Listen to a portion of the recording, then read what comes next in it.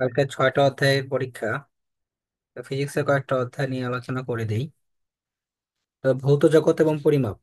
ভৌত জগৎ এবং পরিমাপ থেকে কি কি পড়তে হবে? হ্যাঁ। তো প্রথমত হচ্ছে যে মুখস্থ বিষয়গুলো আছে সেগুলো তো নিজের পড়তে হবে, এবং আমার নোট করানো আছে এবং শর্ট নোটও দিয়ে দিছি, সেগুলো পড়বা অবশ্যই।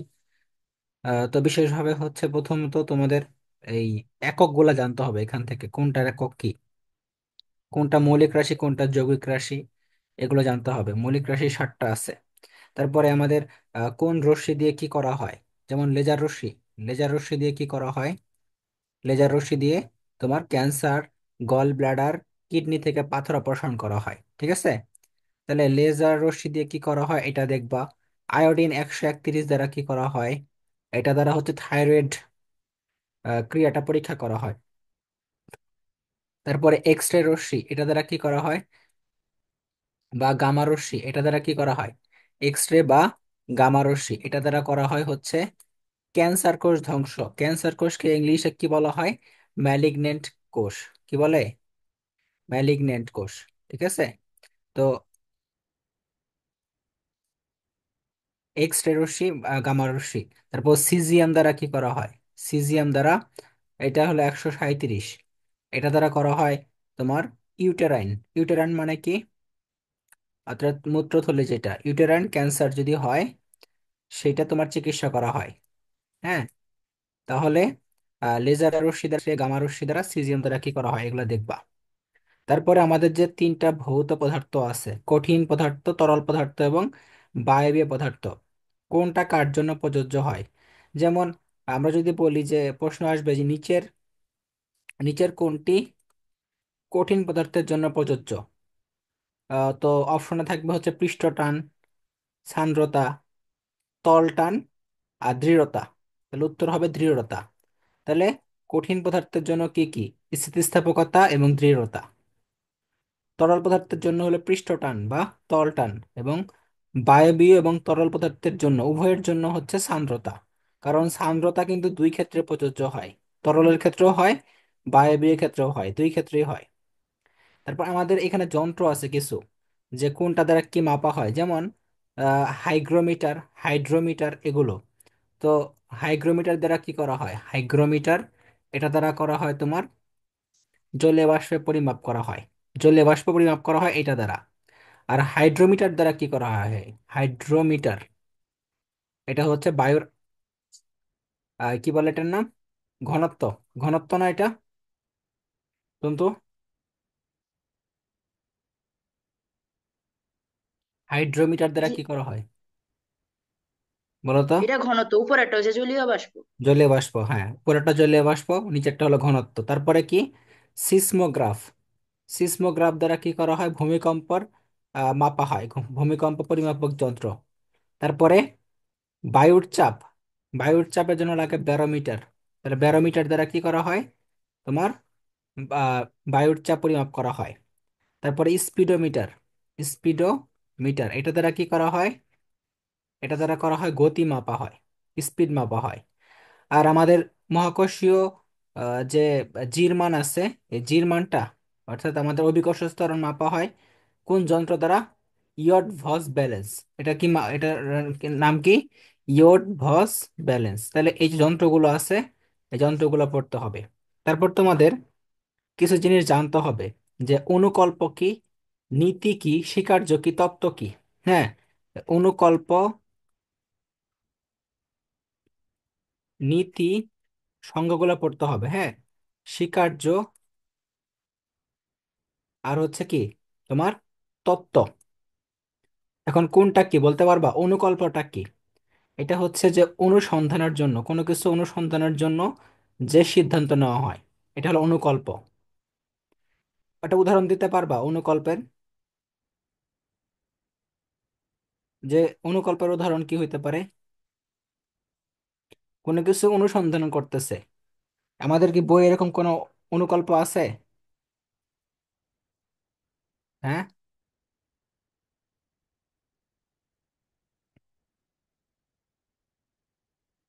তন্তু, জানা আছে কি? না ভাই, আমি তো শুধু সংজ্ঞাটা পড়ছি, ডিটেলসে পড়ছি না। আচ্ছা, উদাহরণ একটা করে পড়লে পড়ে নিস। আচ্ছা, এখন দেখো কি বলছি, যে এখন বলো তো নীতিটা কি। নীতিটা হচ্ছে পদার্থবিজ্ঞানের ভিত্তি বলা হয়। পদার্থবিজ্ঞানের ভিত্তি বলা হয় হচ্ছে কি নীতি। অর্থাৎ এগুলো হলো একটা সাধারণ সূত্র বলতে পারি, নীতিটা হচ্ছে একটা সাধারণ সূত্র। স্বীকার্য মানে কি? স্বীকার্য মানে হচ্ছে ওই যে রাদারফোর্ডের যে স্বীকার্য, বোরের স্বীকার্য। অর্থাৎ একটা তারা হচ্ছে এমন একটা পরীক্ষা করছে, পরীক্ষার মাধ্যমে কিছু পূর্ব শর্ত দিছে, তো পূর্ব শর্তগুলোকে বলা হয় স্বীকার্য। আর তত্ত্ব মানে কি? তত্ত্ব মানে হচ্ছে পরীক্ষা নিরীক্ষা করছে, পরীক্ষা নিরীক্ষা দ্বারা প্রমাণিত যে তোমার অনুকল্পটা। অর্থাৎ অনুকল্পটাকে যদি তুমি পরীক্ষা নিরীক্ষা করো তাহলে কি পাওয়া যায়? তত্ত্ব পাওয়া যায়। তাহলে বলতে পারি সকল তত্ত্বই অনুকল্প। সকল তত্ত্বই কি অনুকল্প। বাট সকল অনুকল্প কিন্তু তত্ত্ব না। কারণ কি? অনুকল্প তো পরীক্ষা করা হয় নাই, পরীক্ষা নিরীক্ষা করা হয়েছে কি হয় নাই, এটা একটা।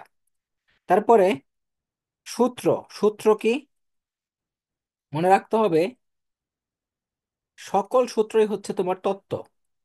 সকল সূত্রই কি তত্ত্ব, কিন্তু সকল তত্ত্ব সূত্র নয়। সূত্র মানে একটা ইকুয়েশন দেওয়া হয়েছে, আর তত্ত্ব, তত্ত্বের মাধ্যমেই তো সূত্রটা প্রদান করা হয়েছে, তাই না? তো সকল সূত্র তত্ত্ব নয়, সরি, সকল সূত্রই তত্ত্ব কিন্তু সকল তত্ত্ব সূত্র নয়। ঠিক আছে, এটা আমরা মনে রাখবো।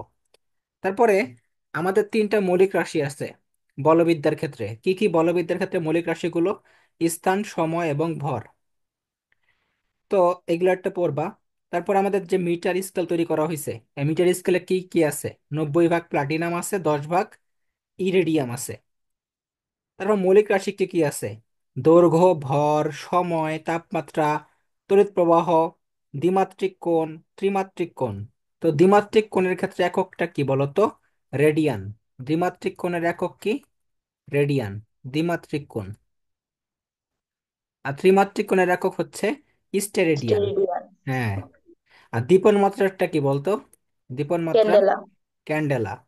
তাহলে এখন আমাদের এগুলো মুখস্থ করে নিবা আর যেন পড়া না লাগে। তো ত্রিমাত্রিক কোণের ক্ষেত্রে আমরা মনে রাখবো স্টেরেডিয়ান। ত্রিমাত্রিক কোণ, এটা হলো ক্যান্ডেলা, আর এটা হলো তোমার কি স্টেরেডিয়ান। তো এটা গেল। তারপর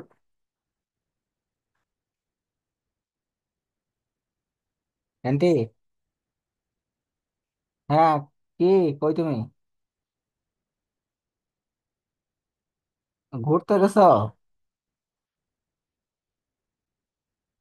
তাড়াতাড়ি ক্লাসে জয়েন করো, এসো ক্লাসে আসো তাড়াতাড়ি, বাসায় আসো। কতক্ষণ লাগবো?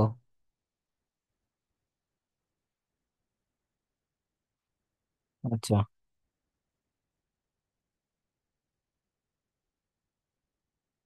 তারপরে দেখো, তোমাদের এই যে এই জিনিসগুলো জানতে হবে যে এক আহ আলোকবর্ষ কত? আলোকবর্ষ। তারপরে 1 পারসেক ইকুয়াল টু কত? তো এক আলোকবর্ষ মানে কি 9.42 × 10⁻15 মিটার, তাই না? আর 1 পারসেক মানে কি 3.2 আলোকবর্ষ। আচ্ছা, তারপরে 1 কিউসেক মানে কি? এটা আসছিল, এগুলো তিনটার মধ্যে তিনটাই আসছিল। 1 কিউসেক মানে কি বলতো তন্তু? 28.317 লিটার। 317 litre, 28.317 litre. তারপরে তোমাদের জানতে হবে নীতিগুলো, অর্থাৎ কোন বিজ্ঞানী কি আবিষ্কার করছে। যে সুন্দরবন তো আমি লিখে দিছি সবগুলা। আর্কিমিডিস হচ্ছে তোমার কি করছে, লিভারের নীতি এবং উদস্থিতিবিদ্যার যে ইয়াটা করছিলেন, পরীক্ষাটা করছিলেন। তারপরে আর্কিমিডিস আর কি করছেন? সর্বপ্রথম ধাতুর ভেজাল নির্ণয় করছেন। তারপরে থমাস ইয়ং কি করছেন? থমাস ইয়ং করছিলেন হচ্ছে দ্বিচির পরীক্ষা, এবং তিনি হচ্ছে আলোর তরঙ্গ তত্ত্ব আবিষ্কার করছেন, স্থিতিস্থাপকতা আবিষ্কার করছেন। আচ্ছা, গ্যালিলিও কি করছিলেন? গ্যালিলিওকে কি বলা হয় বলতো? গ্যালিলিওকে বলা হয় আধুনিক বিজ্ঞানের চমক। গ্যালিলিওকে বলা হয় কি? গ্যালিলিওকে বলা হয় আধুনিক বিজ্ঞানের চমক। আর সর্বকালের শ্রেষ্ঠ বিজ্ঞানীর নাম কি? আইনস্টাইন। তাহলে ভাই আধুনিক চমক হইব না জনক হইব? চমক, আচ্ছা। আধুনিক বিজ্ঞানের চমক। আর হচ্ছে সর্বকালের শ্রেষ্ঠ বিজ্ঞানী হচ্ছে তোমার আইনস্টাইন। তো গ্যালিলিও কি কি আবিষ্কার করছে বলো তো? অনেক অনেক কিছু সে আবিষ্কার করছে, তার মধ্যে মেইনলি যেগুলো আসতে পারে সেটা হচ্ছে যৌগিক অণুবীক্ষণ যন্ত্র বা টেলিস্কোপ। হ্যাঁ, অর্থাৎ যৌগিক অণুবীক্ষণ যন্ত্র, আমরা যে পড়ছিলাম না অণুবীক্ষণ যন্ত্রের তিনটা দুইটা পার্ট আছে, একটা প্রতিসারক একটা প্রতিফলক। তো একটা ওই যে আমরা পড়ছিলাম নিগ্রহ, নিউটন, গ্রেগরি আর হার্টসেলে। আরেকটা ছিল, আরেকটা হলো প্রতিসারক, বা প্রতিসারকের মধ্যে মনে ছিল হচ্ছে কি বলে, গ্যালিলিও। আর কি কি জানি ছিল তিনজনের নাম, তিনটা বিজ্ঞানী। তো গ্যালিলিও কি আবিষ্কার করছেন? যৌগিক অণুবীক্ষণ যন্ত্র আর টেলিস্কোপ এবং দূরবীক্ষণ যন্ত্র, এগুলোর আবিষ্কারক। তারপর দোলকের সূত্র আবিষ্কার করছে, হাইড্রোস্ট্যাটিক ব্যালেন্স। তারপরে আমাদের গতি সূত্রগুলো আবিষ্কার করছে, তাই না? গতি সূত্র, হ্যাঁ গতি সূত্রগুলো তারপরে পরন্ত বস্তু সূত্র আবিষ্কার করছে। তো মনে রাখতে হবে পরন্ত বস্তুর যে তিনটা সূত্র দিছিলেন, এইটা দিছিলেন গ্যালিলিও, আর এটাকে প্রমাণ করছেন নিউটন। অর্থাৎ আমাদের পরন্ত বস্তু সূত্র দিছেন গ্যালিলিও, বাট প্রমাণ করছে হচ্ছে নিউটন। তারপর নিউটনের কথায় আসি। নিউটন কি করছেন? ক্যালকুলাস আবিষ্কার করছেন, লেন্সের সূত্র, তারপরে প্রতিফলক টেলিস্কোপ, তারপর বলবিদ্যা, আলোর কণিকা তত্ত্ব সহ অনেক কিছু তিনি আবিষ্কার করছেন। তারপরে মাইকেল ফ্যারাডে কি করছেন? মাইকেল ফ্যারাডে তড়িৎ চুম্বকীয় আবেশ, তরঙ্গ, তারপরে হচ্ছে তোমার ডায়নামো, এইসব আবিষ্কার করছেন। ম্যাক্স প্লাঙ্কের কাজ কি করছেন? ম্যাক্স প্লাঙ্ক হচ্ছে তেজ কণাবাদ বা কোয়ান্টাম তত্ত্ব আবিষ্কার করছেন। এবং আর একটা কাজ করছিলেন কি? কৃষ্ণ বস্তুর বিকিরণ, এগুলো তিনি আবিষ্কার করছেন। আইনস্টাইন কি কি আবিষ্কার করছেন? আমাদের মেইনলি যে আমাদের সূত্রগুলো পড়ি আমরা, আইনস্টাইনের দুটো সূত্র আছে, তাই না? একটা হলো বিশেষ সূত্র আর একটা সাধারণ সূত্র, E = mc²। অর্থাৎ আলো তড়িৎ ক্রিয়া, ব্রাউনীয় গতি, বিভিন্ন কিছু তিনি আবিষ্কার করছেন। তো ব্রাউনীয় গতির আবিষ্কারক কিন্তু তোমার আইনস্টাইন। ক্লসিয়াস বলা যাবে না কিন্তু, হ্যাঁ, অনেক জায়গায় ক্লসিয়াস লেখা আছে। আহ, ব্রাউনীয় গতির আবিষ্কারক কিন্তু তোমার আইনস্টাইন। তারপর দেখো, এই কোপার্নিকাস কেপলার থেকে অনেক কোশ্চেন আসছে। কোপার্নিকাস কেপলার, হ্যাঁ, কোপার্নিকাস আর কেপলার। তো মনে রাখতে হবে আমাদের যে কোপার্নিকাস, সে কিন্তু সর্বপ্রথম সর্বপ্রথম সৌরকেন্দ্রিক তত্ত্বে ধারণা দেন। সর্বপ্রথম কি করছেন? সৌরকেন্দ্রিক, সৌরকেন্দ্রিক তত্ত্বের ধারণা দেন। আর কেপলার কি করছিলেন বলতো? কেপলার হচ্ছে গ্রহের তিনটা সূত্র আছে না, একটা সমকালের সূত্র মানে পর্যায়কালের সূত্র, তারপর কি আছে জানি তিনটা সূত্র বলতো, বলতো, তন্তু বলতো, কোনটা? কেপলারের সূত্রগুলা। ওই যে উপ- পর্যায়কালের সূত্র একটা, হ্যাঁ, তারপরে এই যে আরেকটা ইলিপসের সূত্র, আর এরিয়া সূত্র, ক্ষেত্রফলের সূত্র। হ্যাঁ, ক্ষেত্রফলের সূত্র, হ্যাঁ। তাহলে এই তিনটা সূত্র আচ্ছা। আবিষ্কার করছে হলো কেপলার। তারপর দেখ কি বলছে, দেখ। আর তুমি গ্যালিলিও যে বলছে, গ্যালিলিওকে কি বলা হয়? তাকে বলা হয় হচ্ছে তিনটার জনক বলা হয়। একটা হলো আধুনিক জ্যোতির্বিজ্ঞানের জনক, আধুনিক জ্যোতির্বিজ্ঞান, স্থিতিবিদ্যা এবং স্মৃতিবিদ্যা। আধুনিক জ্যোতির্বিজ্ঞান, আধুনিক জ্যোতির্বিজ্ঞান, আধুনিক জ্যোতির্বিজ্ঞান, তারপর স্মৃতিবিদ্যা। এগুলো সব আমার নোটে লেখা আছে, তাও আমি রিমাইন্ড করে দিচ্ছি। আর কি, স্থিতিবিদ্যার জনক, ঠিক আছে, জনক বলা হয়। আহ তো এই তিনটার জনক বলা হয় হচ্ছে গ্যালিলিওকে। আর আধুনিক বিজ্ঞানের চমক বলা হয় গ্যালিলিওকে। তাহলে এখান থেকে অনেক কিছু তোমার শেখার আছে। এছাড়া আমাদের এই যে গ্রহগুলোর গতিপথ যে উপবৃত্তাকার, এটা সর্বপ্রথম কে আবিষ্কার করছেন? কেপলার। কেপলার বলছিলেন গ্রহগুলোর গতিপথ উপবৃত্তাকার। এরপরে তোমাদের ত্রুটি, ত্রুটি থেকে কিন্তু এবার একটা প্রশ্ন আসছে, এবং এটা কিন্তু আমার আহ, যে প্রশ্নটা আমি যে করছিলাম সেখানে কিন্তু তোমার কয় নাম্বারে লেখা ছিল। হুম, এটা কিন্তু তোমার এই যে এবার যে ত্রুটির কোশ্চেনটা আসছে, আমার কোশ্চেনে 13 নম্বরের প্রশ্নে লেখা আছে এই কোশ্চেনটা। একটি গোলকের এই পরিমাপ ব্যাসার্ধ এত সেন্টিমিটার হলে শতকরা ত্রুটি কত। এই 13 নম্বর কোশ্চেনটা কিন্তু আসছিল এবার। তাহলে ত্রুটির অঙ্ক আসে এখান থেকে। ত্রুটির অঙ্ক কি আসে? ধরো তোমাকে দিয়ে দিবে গোলকের পরিমাপ্য ব্যাসার্ধ, ব্যাসার্ধ 0.5 প্লাস মাইনাস 0.2 সেন্টিমিটার হলে শতকরা ত্রুটি কত।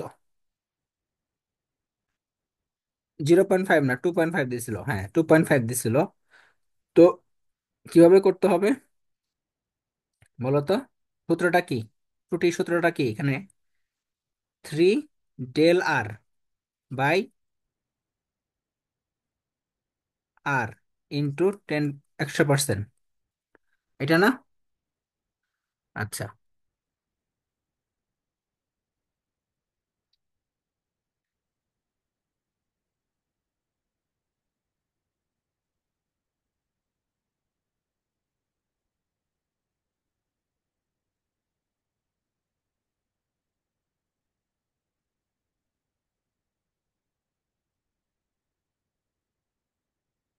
তাহলে এখান থেকে তোমরা মানটা বসাবা। উপরে বসাবা হচ্ছে এই যে 0.2, এটা 0.2, আর এইটা হচ্ছে 2.5 ইন্টু 100%। তাহলে যেটা উত্তর আসবে সেটা। 24%। হ্যাঁ, 24%। এরপরে আর একটা তোমাদের আসতে পারে প্রকৃত মান। প্রকৃত মানের একটা অঙ্ক আছে, প্রকৃত মানের অঙ্কটা কিন্তু আমাদের আসতে পারে।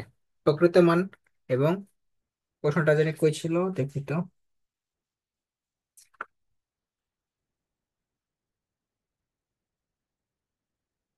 আচ্ছা, অঙ্ক করার সময় আমরা দেখবো নি। হ্যাঁ, মনে করো একটা তোমার শতকরা ত্রুটির আর একটা অঙ্ক কি, এটা তোমার দেওয়া আছে হলো 31 নম্বরে। 31 নম্বর অঙ্কটা, যে পরিমাপকৃত দৈর্ঘ্যটা হচ্ছে 10 সেন্টিমিটার এবং প্রকৃত মান 10.40 সেন্টিমিটার হলে শতকরা ত্রুটি কত। তাহলে প্রকৃত মান দেওয়া আছে 10.40, আর দৈর্ঘ্য দেওয়া আছে 10 সেন্টিমিটার বাই 10.40, এই যে এটা আসছিল, হ্যাঁ, ইন্টু 100%। তাহলে কত হয়? এটা 31 নম্বরে আছে। তো এখান থেকে কত, 0.4 বাই 10.40 ইন্টু 100%। তাহলে কত হয় উত্তর দেখো। এখান থেকে ক্যালকুলেশন করলে এখানে কত হয়, 100 দ্বারা গুণ করলে 0.4 কে 40 বাই 10.40, তাহলে কত হয় এখান থেকে উত্তর? 3.84%। এটা উত্তর আসে। তো এইরকম অঙ্ক আসতে পারে। এখন তুমি এই যে এগুলা পড়বা, যে কোনগুলো শূন্য ত্রুটি, কোনগুলো লেভেল ত্রুটি, কোনগুলো ব্যক্তিগত ত্রুটি, এগুলো উদাহরণগুলো আমার নোটে লেখা আছে, এগুলো দেখবা। শূন্য ত্রুটি, লেভেল ত্রুটি, ব্যক্তিগত ত্রুটি, এগুলো দেখবা ভালো মতো। তারপরে লঘিষ্ঠ গণন ত্রুটি, লঘিষ্ঠ গণন ত্রুটির মাধ্যমে কি কি কতটুকু হচ্ছে ন্যূনতম পরিমাপ করা যায়। লঘিষ্ঠ গণন ত্রুটি, লঘিষ্ঠ গণন ত্রুটি, এটার মাধ্যমে ন্যূনতম কতটুকু পরিমাপ করা যায়। যেমন মিটার স্কেল দিয়ে কতটুকু যায়, 0.1 সেন্টিমিটার।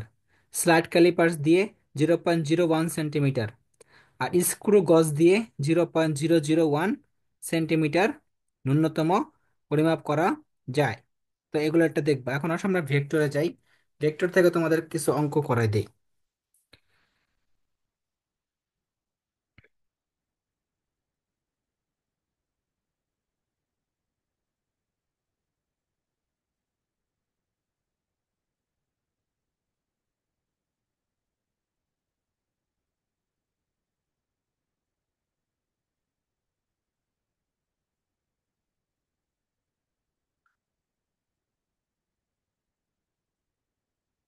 তো ধরো তোমরা আগে তোমাদের জানতে হবে কোনগুলো ভেক্টর রাশি কোনগুলো স্কেলার রাশি। এই রাশিগুলো তোমরা মুখস্থ করবা। তো এখান থেকে প্রশ্ন আসতে পারে যে তোমার দুটি রাশির সর্বোচ্চ মান 12 একক, সর্বনিম্ন মান সর্বনিম্ন মান 2 একক, রাশিদ্বয়ের মান কত? এরকম আসলে তোমরা কি করবা, পারবা a+b = 12 আর a-b = 2। তাহলে এখান থেকে তোমার কাটাকাটি করলে কি হয়, 2a = 14, a = 7 আর b = 5। তো এরকম অঙ্ক আসলে আশা করি পারবা। তারপর দেখো,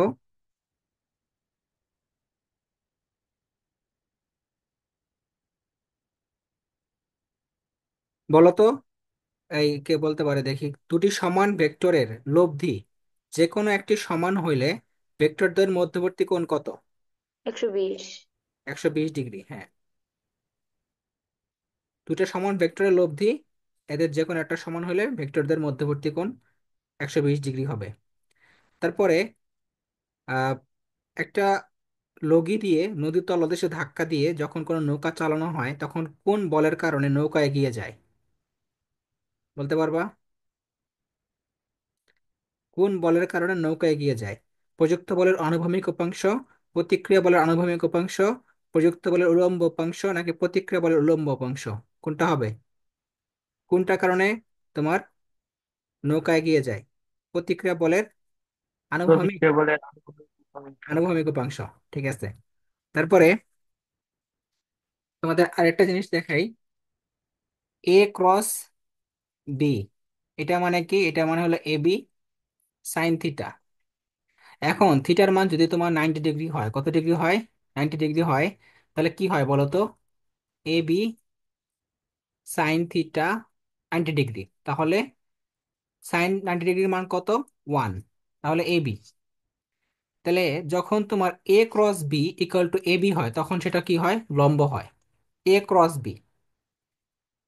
আর a.b = ab cos theta, ab cos theta. তো থিটার মান যদি তোমার 90 ডিগ্রি হয় তাহলে কত হয় বলো তো? এখানে 0 হয়ে যায়।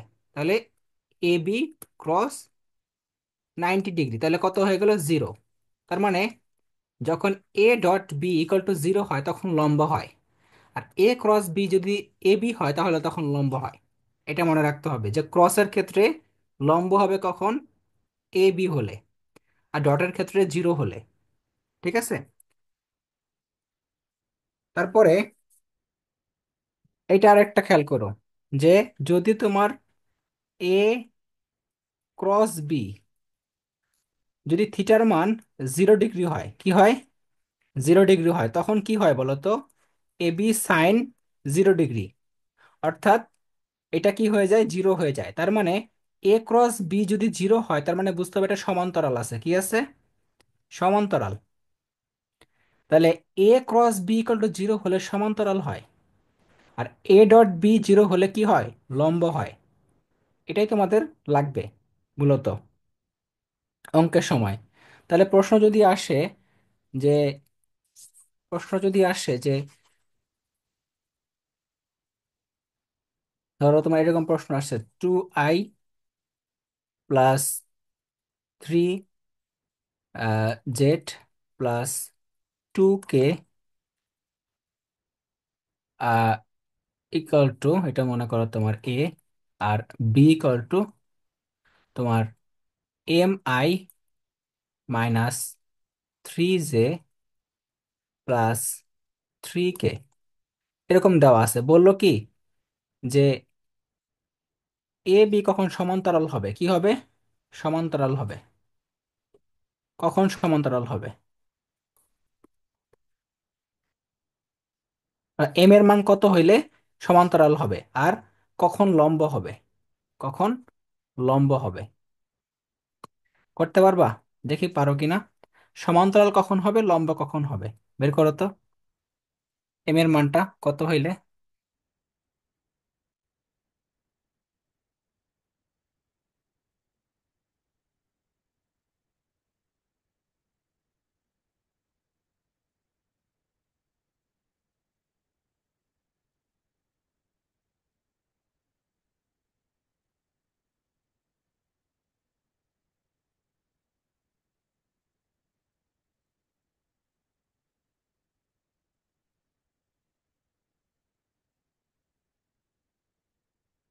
যখন লম্ব বের করবা তখন তো তোমরা সরাসরি কি করবা, ডট গুণন করবা।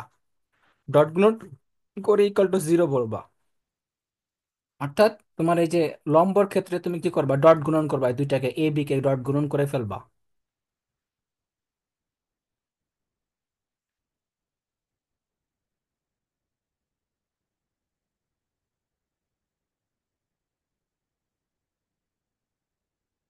আর সমান্তরালের ক্ষেত্রে কত হয় এম এর মানটা বলো তো?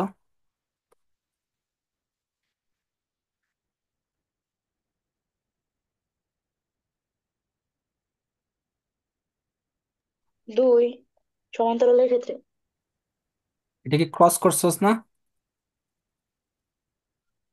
এমনি করে হচ্ছে 2/m সমান সমান 3/3। হ্যাঁ। লম্ব হইলে n ইকুয়াল টু 3/2। লম্ব হইলে কত হবে এম এর মান? 3/2। 3/2। আর সমান্তরাল হলে কত হবে? 2। 4/3। সমান্তরালের ক্ষেত্রে কিভাবে করতে হয় বলো তো? আই জে কে, তাই না? তা আই এর মান কত, 2। এখানে 2, এটা জেড এর মান 3, এটার 2। আর এখানে হচ্ছে এম -3, আর এটা 3।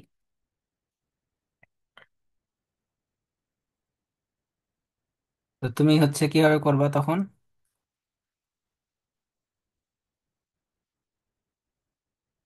ভাইয়া এটা একটা শর্টকাট আছে না? হুম।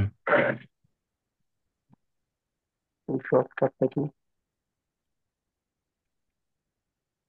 তো তুমি তো কিভাবে করছো, এই যে 2 এর নিচে এম ইকুয়াল টু 3 - 3, এটা করছো না? জি ভাইয়া। এভাবে করলে তোমার মান কত আসে, এম এর মান? -2। -2 আসে।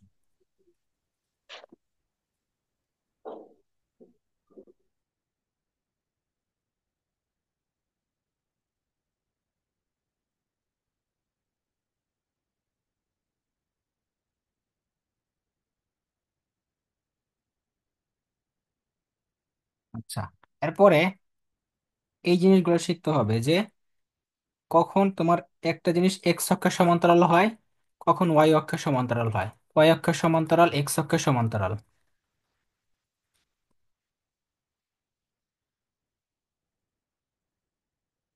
অথবা জেড অক্ষের সমান্তরাল, ঠিক আছে? তো তোমাদের অপশনে দেওয়া থাকবে এরকম: I cross J cross K, অথবা I plus J cross K, অথবা I cross J cross J, এরকম দেওয়া থাকবে। হ্যাঁ, তো তোমাদের যে ইয়েটা শিখতে হবে সেটা কি, আমরা শিখাইছিলাম এই যে এইভাবে আই জে আর কে, তাই না? তাহলে আই আর জে গুণ করলে কি হয়?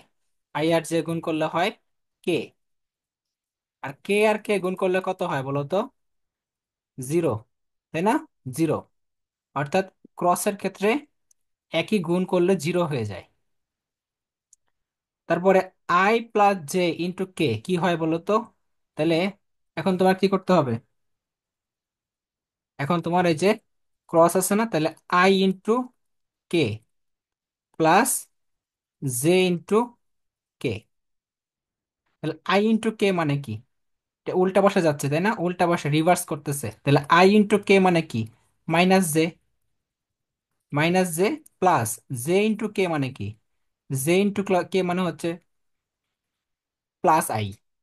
তাহলে এটা বাদ, এটা হবে না। তারপর একটা দেখো, I cross J. I cross J মানে কি? কে। আর কে ক্রস জে মানে কি? কে ক্রস জে মানে হচ্ছে মাইনাস আই। তাহলে মাইনাস হোক আর প্লাস হোক, এটাতে এক্স অক্ষের সমান্তরাল, তাই না? এক্স অক্ষের সমান্তরাল বোঝা যাচ্ছে। তাহলে মনে রাখবা যে মাইনাস নিয়ে আমার টেনশন নাই। মাইনাস হোক আর প্লাস হোক, এটা আই হইছে মানে এক্স অক্ষের সমান্তরাল। জে হইলে কি কে অক্ষে ওয়াই অক্ষের সমান্তরাল। আর আই যে কে, কে হইলে জেড অক্ষের সমান্তরাল। আচ্ছা, তারপরে দেখো তোমার এ প্লাস বি আর এ মাইনাস বি কখন সমান হয় বলো তো? মধ্যবর্তী কোণ 180 ডিগ্রি। মধ্যবর্তী কোণ কত হইলে 180 ডিগ্রি হইলে? 80। কইরা করছস নাকি না করে করছস? মুখস্থ ছিল। মুখস্থ হইলে 45। সবকিছু মুখস্থ করলে 45। হবে না। দেখ, 90 না 45 ভাই। ডিগ্রি। 90 ডিগ্রি হবে। 90। 90। 90। এটা কিভাবে করবি? দুই পাশে বর্গ করবি। দুই পাশে বর্গ করলে কত হয়? a² + 2ab + b² equal to a² - 2ab + b²। তাহলে এগুলো গেলে সব কাটা চলে যাবে। কাটা চলে গেল, তাহলে এইটা এই পাশে নিয়ে আয়, তাহলে কত হয়? 4ab equal to 0। তাহলে 4 এখানে ভাগ হয়ে গেল, তাহলে 0 হয়ে গেল। a.b মানে কি? ab cos θ। তাহলে তাহলে কস কত ডিগ্রির মান? 0 বল। 90 ডিগ্রির মান।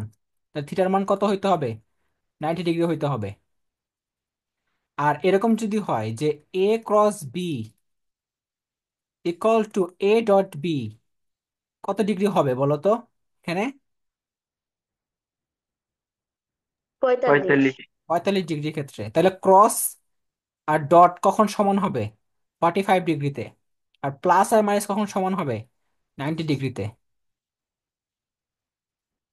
আচ্ছা, দুটি সমান ভেক্টর থেকে শূন্য ভেক্টর পেতে হলে মধ্যবর্তী কোণ কত হবে? সমান ভেক্টর থেকে শূন্য ভেক্টর পেতে হলে, সমান ভেক্টর থেকে, 180 ডিগ্রি। হ্যাঁ, সমান ভেক্টর থেকে শূন্য ভেক্টর পেতে হলে, শূন্য ভেক্টর পেতে হলে মধ্যবর্তী কোণ হবে 180 ডিগ্রি।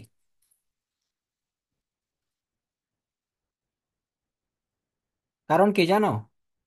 কারণ কস 180 ডিগ্রির মান হচ্ছে -1, যার কারণে তোমার কি, দুইটা সমান ভেক্টর, সমান ভেক্টর দুজনের মানে পি নিলাম, -2p পি কস 180 ডিগ্রি, প্লাস, হ্যাঁ। তাহলে কি হয়ে যায় বলো তো? 2p² -2p², কাটাকাটি চলে গেল, তাহলে 0 হয়ে গেল লব্ধির মানটা, কারণ দুইজনের ভেক্টরের মান সমান।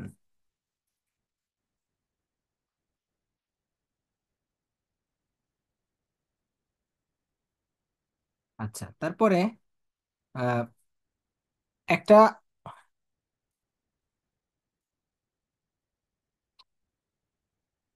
একটা ভেক্টর দিয়ে দিবে তোমাকে।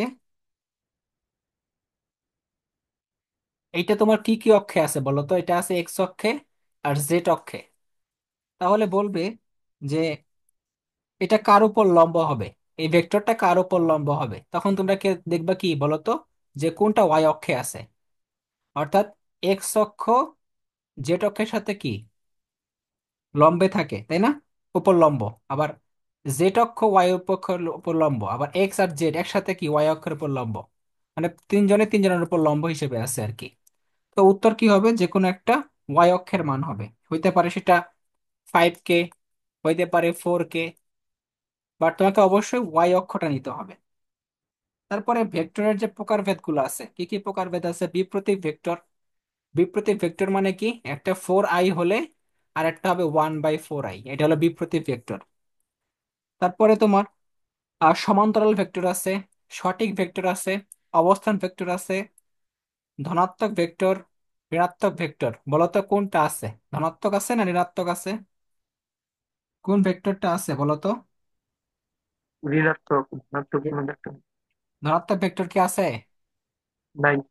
নাই। তাহলে ভেক্টর কোনটা কোনটা আছে এটা মুখস্থ রাখতে হবে, যে কি কি ভেক্টর আছে। আচ্ছা, তারপরে তোমার যে কোনো একটা লব্ধির মান দিয়ে দিতে পারে। হ্যাঁ, লব্ধির মান বের করা শিখবা এখন থেকে, পারবা সেগুলো আসলে আশা করি। তারপর তোমার একটা ভেক্টর দিয়ে দিবে, বলবে যে আহ, এই একটা ভেক্টর দিয়ে দিল, বললো যে এক্স জেড তলে এটার মান কত হবে। তাহলে এক্স জেড তল মানে কি? একটা এক্স অক্ষের মান নিবা, ওয়াই অক্ষের মান নিবা, নাকি নাকি জেড অক্ষের মান নিবা? কোনটা নিবা? তুমি নিতে হবে আই এর মান আর কে এর মান নিতে হবে। জেড এর মান নিলে কি হবে? হবে না, কারণ এটা ওয়াই অক্ষের মান। তাহলে কি করবো আমরা? 5² + -3²। তাহলে মান কত আসে সেটাই মান। তারপরে এরকম প্রশ্ন দিতে পারে যে তোমাকে ভর দিয়ে দিল, ধরো তোমাকে ভর দিয়ে দিল এম এর মান 3 কেজি, ঠিক আছে?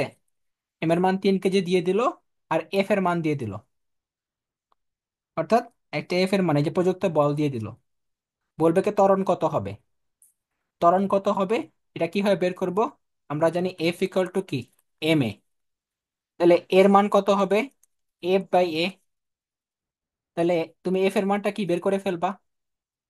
√5 square plus 2 square plus -3 square করে তুমি এফ এর মানটা বের করবা।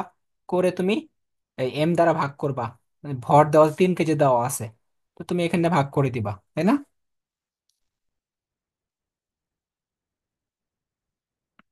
আচ্ছা, তারপরে দুইটা একক ভেক্টরের সমষ্টি, দুটা একক ভেক্টরের সমষ্টি একটি একক ভেক্টর, এদের বিয়োগফল কত বলো তো? এদের বিয়োগফল কত?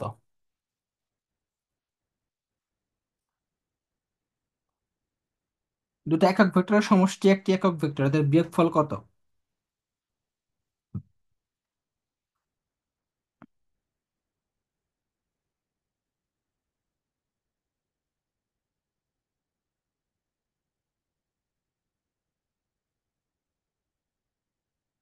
তারপরে শূন্য। এই শূন্য না, √3। এটা আগেও করাইছে, খাতার মধ্যে করা আছে, নোট নোট করার খাতা দেখিস। তারপরে তোমার একটা ব্যাসার্ধ ভেক্টর আর একটা আহ বল, এটার গুণফলকে আমরা বলবো টর্ক। কি বলবো? টর্ক।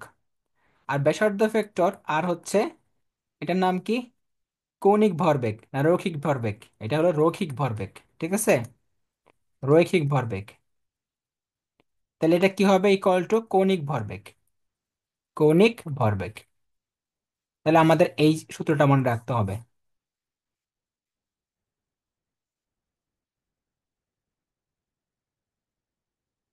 তারপরে তোমাদের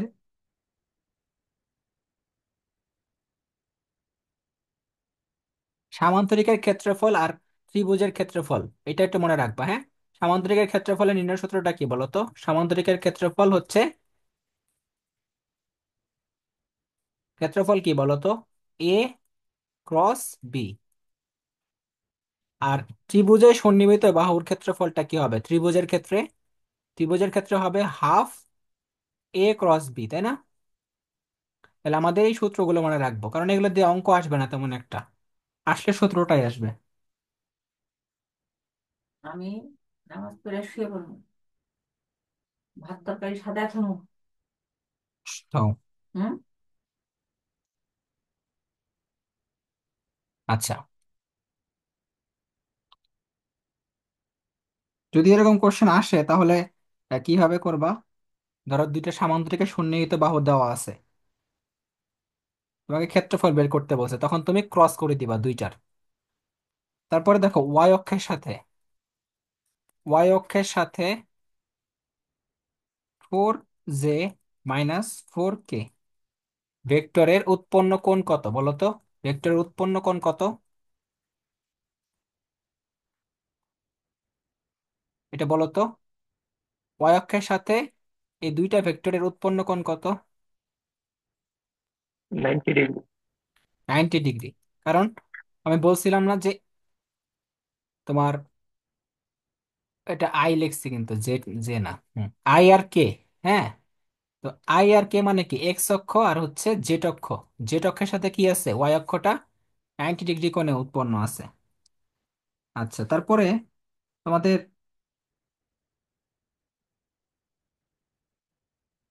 বলো তো, বৈদ্যুতিক বিভব এটা কি স্কেলার রাশি না ভেক্টর রাশি? বৈদ্যুতিক বিভব,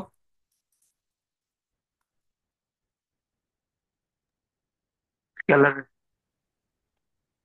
তখন তো এটা কি স্কেলার না ভেক্টর?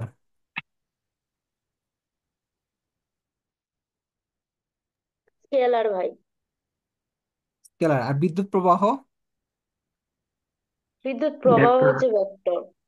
না, বিদ্যুৎ প্রবাহ স্কেলার। এটা স্কেলার। আর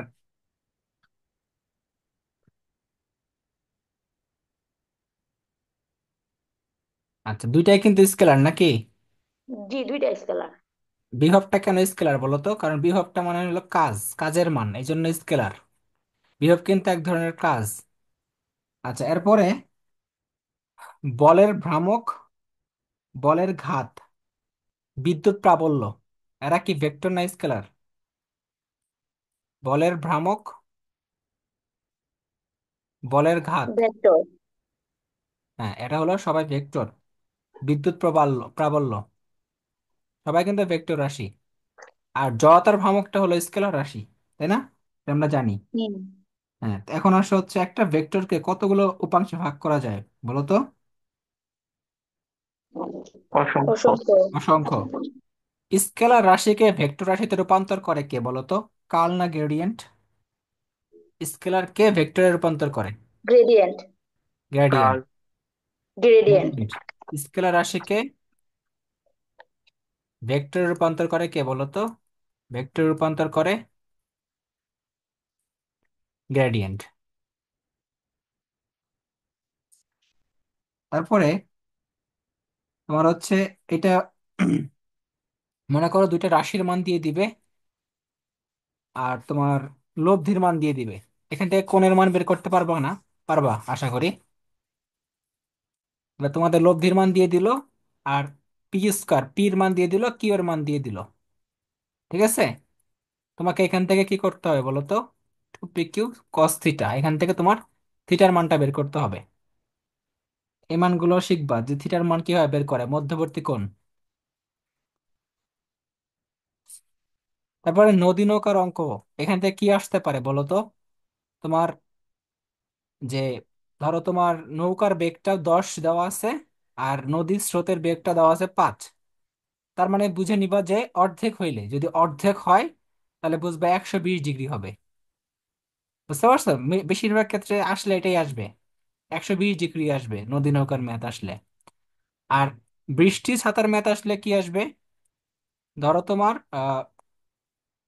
45 ডিগ্রি কোণে পড়তেছে, মানে তোমার তুমি কিভাবে বুঝবা যে কোণের মানটা 45 হবে? যদি তোমার বৃষ্টির মেঘ আর হচ্ছে মানুষের বেগ সমান হয়, তখন টেনের মান হয়ে যাবে 1। ঠিক আছে? টেনের মান 1 হলে কি হবে তোমার? 45 ডিগ্রি। আর যদি এরকম হয় যে একটার মান হলো তোমার 4, একটা হলো 6, তখন বুঝবা হলো 33.37 ডিগ্রি বৃষ্টি নৌকা, বৃষ্টি ছাতার ক্ষেত্রে। ঠিক আছে? অর্থাৎ যদি মানুষের বেগ আর হচ্ছে বৃষ্টির বেগ একই হয়, তাহলে 45 ডিগ্রি। আর যদি মানুষেরটা হলো 6 হয়, বৃষ্টিটা 4 হয়, তাহলে কি হবে? তেত্রিশ ভাইয়া দশমিক বৃষ্টির বেগ না বাতাসের বেগ? হুম। বৃষ্টির বেগ না বাতাসের বেগ? বৃষ্টি পড়তেছে না, বৃষ্টি মানে তো খারাপ বাতাস। হয়ে হ্যাঁ, এটা কি বাতাসের বেগ ছিল? মনে হয় তো বাতাসের বেগ। না না, বৃষ্টির বেগই তো সম্ভবত। যাই হোক, যেটাই হোক, দুইটা সমান হইলে 45 ডিগ্রি। ঠিক আছে? আর যদি বাতাসের বেগ। 45 ডিগ্রি ডাইরেক্ট দুইটা সমান হইলে, আর অসমান হইলে তো বের করা যায় না তেমন একটা, ক্যালকুলেটর ছাড়া। অসমান হইলে বের করা যায় না, তাও এটা বের করা যায়, মানে এটা মুখস্থ বিষয় আর কি, মুখস্থ রাখতে হয় আর কি, যদি আসে।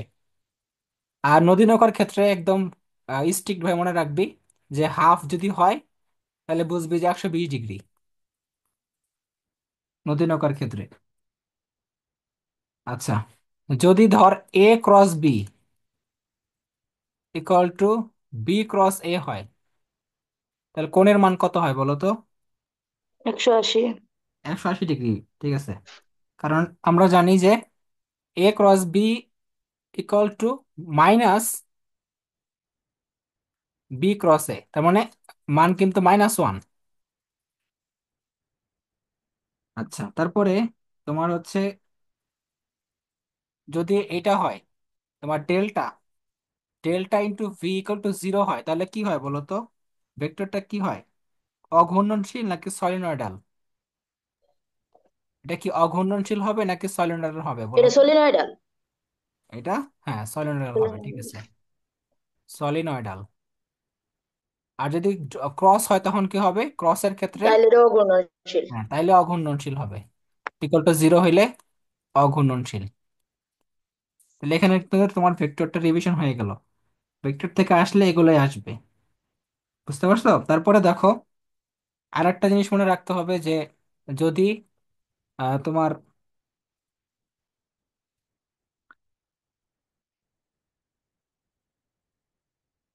আচ্ছা, কে ক্রস কে ইকুয়াল টু কত? জিরো। শূন্য। শূন্য। আর কে ডট কে কত? ওয়ান। পাঁচ। ওয়ান। হ্যাঁ, আচ্ছা।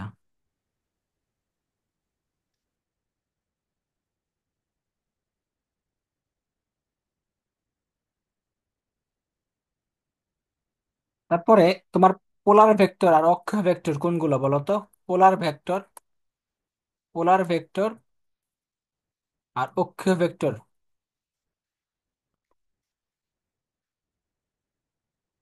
অক্ষীয় ভেক্টর কোনগুলো বলো তো? বলতে পারবা? টর্ক, টর্ক একটা অক্ষীয় ভেক্টর না? টর্ক একটা অক্ষীয় ভেক্টর। তারপরে কৌণিক ভরবেগ, অর্থাৎ যেগুলো অক্ষের সাথে ঘুরে আর কি, সেগুলো যে কৌণিক ভরবেগ, অক্ষীয় ভেক্টর, ঠিক আছে। আর পোলার কোনগুলো? সরণ, ভরবেগ, ত্বরণ, এগুলো হচ্ছে পোলার ভেক্টর। এইবারও কিন্তু এই প্রশ্নটা আসছিল, তাই না? যে এক ব্যক্তি সূর্যোদয়ের দিকে 12 মিটার যাওয়ার পরে উত্তর দিকে ঘুরে গেল 5 মিটার, এটা কি আসছিল এবার? মনে হয় নাকি? না। না, আসে নাই না। আচ্ছা, তো এরকম অঙ্ক আসলে যে একজন ব্যক্তি সূর্যোদয়ের দিকে 12 মিটার গেছে, পরে আবার কি উত্তর দিকে 5 মিটার গেল, তার সরণ কত হবে? তখন আমরা কি করব? তখন দুইটা স্কোয়ার করে বর্গ করে দিব, অর্থাৎ তেরো লব্ধির মান, মিটার অর্থাৎ 13 হবে। এটা মনে হয় আগের বছর ডেন্টালে আসছিল।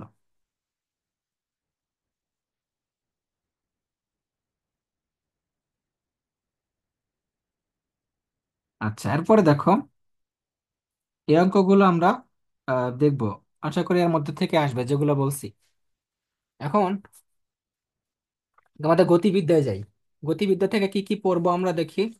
তো গতিবিদ্যার মধ্যে থেকে কোনগুলো সমবেগে চলে, কোনগুলো একমাত্রিক কাঠামো, কোনটা দ্বিমাত্রিক কাঠামো, কোনটা ত্রিমাত্রিক কাঠামো, প্রসঙ্গ কাঠামো, ঠিক আছে। তো সমবেগে চলে কারা বলো তো? সমবেগে চলে হচ্ছে তোমার, তোমার শব্দের বেগ, আলোর বেগ, এরা হচ্ছে কি তোমার সমবেগে চলে, তাই না? আচ্ছা, তারপরে একমাত্রিক প্রসঙ্গ কাঠামো কোনটা?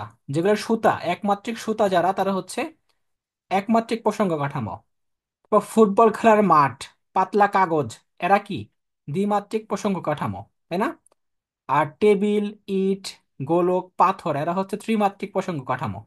তাহলে প্রসঙ্গ কাঠামোগুলো পড়বা, প্রসঙ্গ কাঠামো কি কি আছে এইটা একটু ভালো মতো দেখবা, কারণ উদাহরণ থেকে প্রশ্ন আসতে পারে।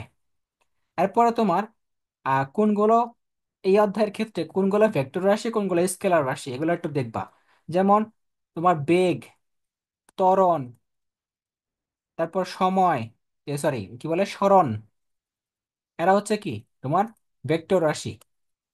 আর যেগুলো স্কেলার রাশি, যেমন দ্রুতি, দ্রুতি আর দূরত্ব, এরা কি স্কেলার রাশি, দেখলেই বোঝা যায়। সময় স্কেলার রাশি। এরা কোনগুলো ভেক্টর রাশি, কোনগুলো স্কেলার রাশি, এখান থেকে পড়বা।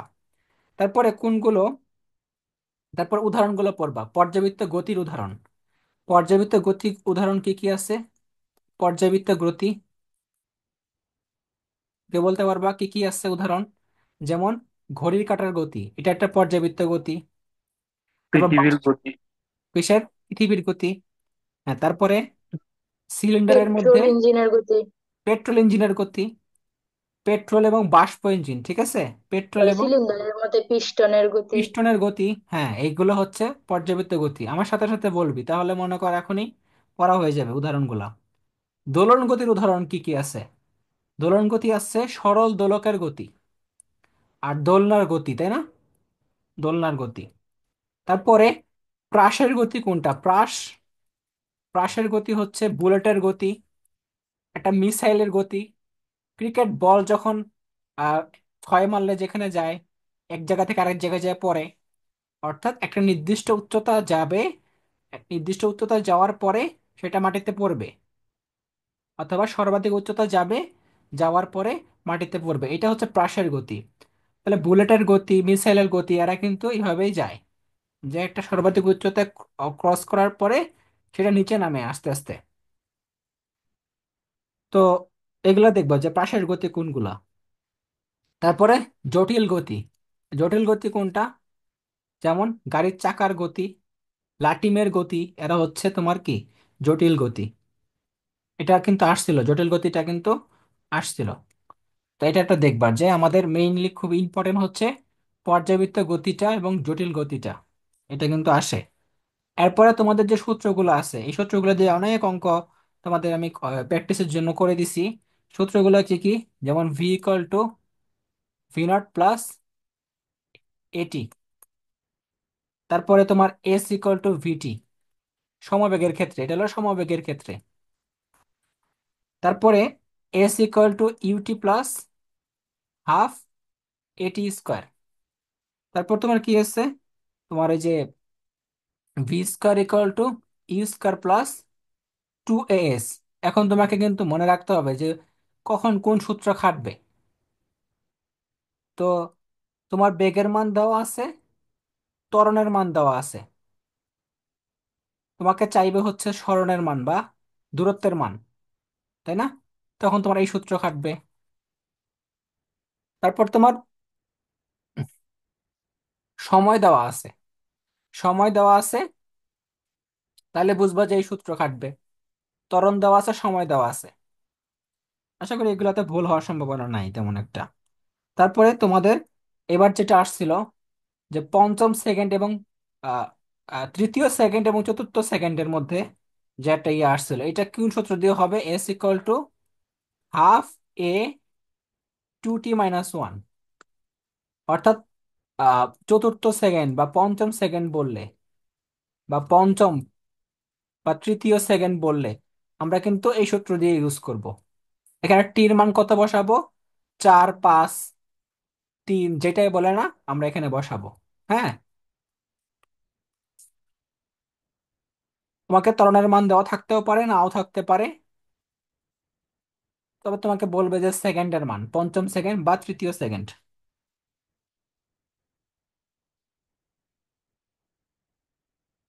আচ্ছা, তারপরে এই সূত্র দিয়ে আমরা অনেক অঙ্ক পাই। এটা হচ্ছে কি? F equal to M A. তাহলে এ মানে কি? Del V by del T. এই সূত্র দিয়ে আমাদের অনেকগুলো অঙ্ক আছে প্র্যাকটিসে, বুঝতে পারছো? তারপরে এ ইকুয়াল টু কি? Minus V minus U by টি।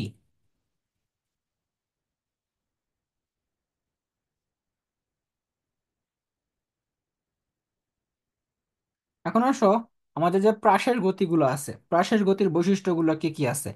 প্রাসের গতির বৈশিষ্ট্যগুলো আমরা একটা ছন্দ দিয়ে পড়ছিলাম, কি কি বলতো? বৌদি পায় সম অধিকার, তাই না? তো এই সম সূত্র দিয়ে আমাদের সবগুলো জানা যায় আর কি। সেটা কি? প্রাসের গতির বৈশিষ্ট্য বৌদি পায় সম অধিকার। তাহলে কি কি আছে বলতো গতির বৈশিষ্ট্যগুলা? বক্রগতি, এটা হলো উলম্ব তলে সীমাবদ্ধ, উলম্ব তলে, মানে প্রাসের গতিটা কিন্তু বক্রগতি। তারপরে এটা কি? দ্বিমাত্রিক, দ্বিমাত্রিক। তারপরে কি? পায় মানে হলো প্রাস, আর সম মানে কি? সমত্বরণ বিশিষ্ট, ত্বরণটা হলো সমান থাকে, সমত্বরণ। আর অধিকার মানে হচ্ছে এদের যে গতিপথটা, গতিপথটা কি? অধিবৃত্তাকার, গতিপথটা হচ্ছে অধিবৃত্তাকার। ঠিক আছে? তো তোমাদের এখান থেকে সূত্রগুলো কি কি মনে রাখতে হবে? যে এইচ ইকুয়াল টু সর্বাধিক উচ্চতা, কি উচ্চতা?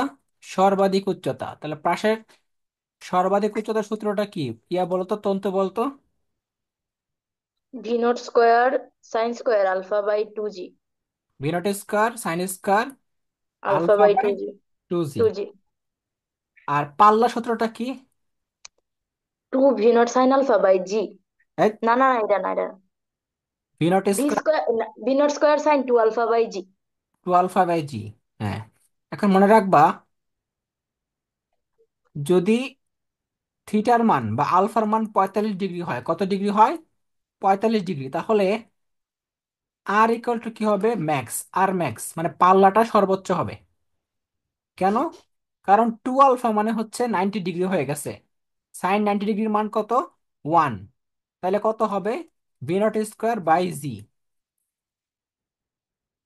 তার মানে মনে রাখবা, থিটার মান যদি 90 ডিগ্রি, সরি 45 ডিগ্রি হয়, তাহলে আর ম্যাক্স ইকুয়াল টু 4h, অর্থাৎ সর্বাধিক উচ্চতার 4 গুণ দূরত্ব অতিক্রম করবে সে। সর্বাধিক উচ্চতার কত গুণ দূরত্ব অতিক্রম করবে? 4 গুণ দূরত্ব। এটা একটা মাথায় রাখতে হবে, খুবই ইম্পর্টেন্ট একটা জিনিস। তার মানে বুঝতে হবে যে থিটার মান যদি 45 ডিগ্রি হয়, তাহলে এইচ ইকুয়াল টু কি? আর ম্যাক্স বাই 4, পাল্লার 4 ভাগের 1 ভাগ, মানে 1/4।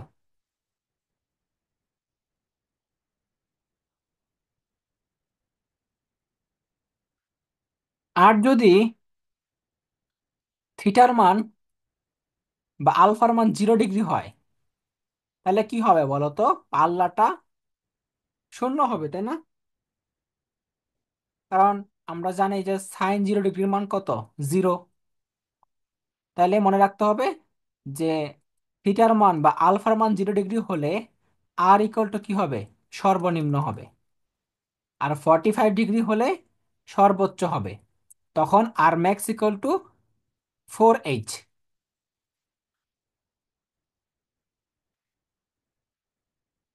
তো তোমাকে কিন্তু এখান থেকে জাস্ট ক্যালকুলেশন গুলো করতে হবে। যেমন তোমার এখানে দিয়ে দিবে হচ্ছে ভি নটের মান দিয়ে দিবে, এখানে ভি নটের মান দিয়ে দিবে, ধরো দিয়ে দিল 9.8 হোল স্কোয়ার হয়ে গেল।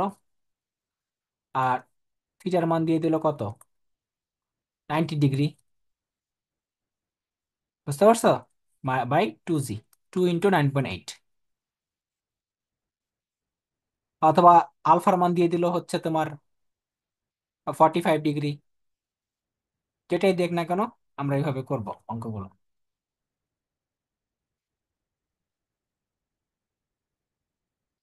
এখন আসো তোমার বিক্ষেপণ কাল বা বিচরণ কাল।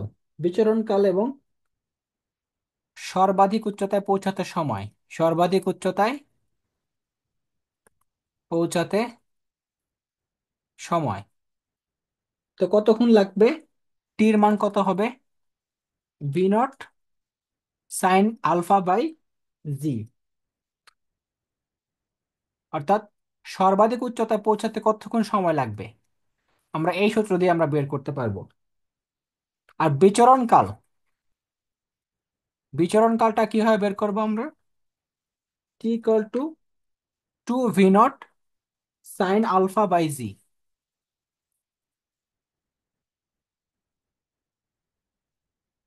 বুঝতে পারছো?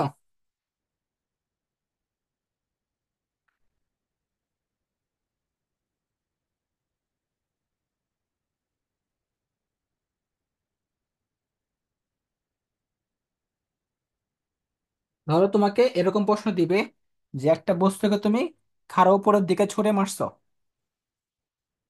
তো কতটুকু বেগে ছুঁড়ে মারছো? 4.9 বেগে। এই বেগে তুমি ছুঁড়ে মারছো। সে কতক্ষণ থাকবে, আকাশে কতক্ষণ থাকবে বা শূন্যে কতক্ষণ থাকবে? তখন তুমি কোনটা দিবা সূত্র বলো তো? এইটা। অর্থাৎ তোমাকে চাইছে বিচরণ কাল, কতক্ষণ শূন্যে থাকবে। তখন তুমি কি করবা? 2 × 4.9 সাইন, এটা আমাদের লাগবে না।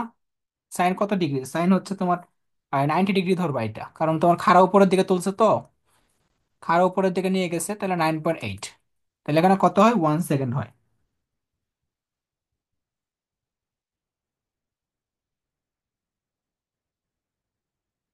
তো সোজা উপরের দিকে তোলা হলে মনে রাখবা থিটার মান তুমি কত ধরবা বলো তো? 90 ডিগ্রি ধরবা।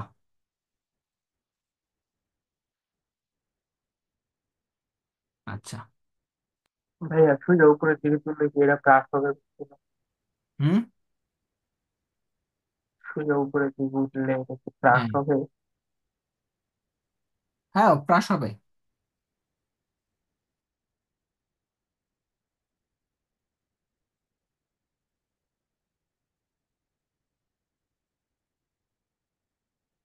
আচ্ছা।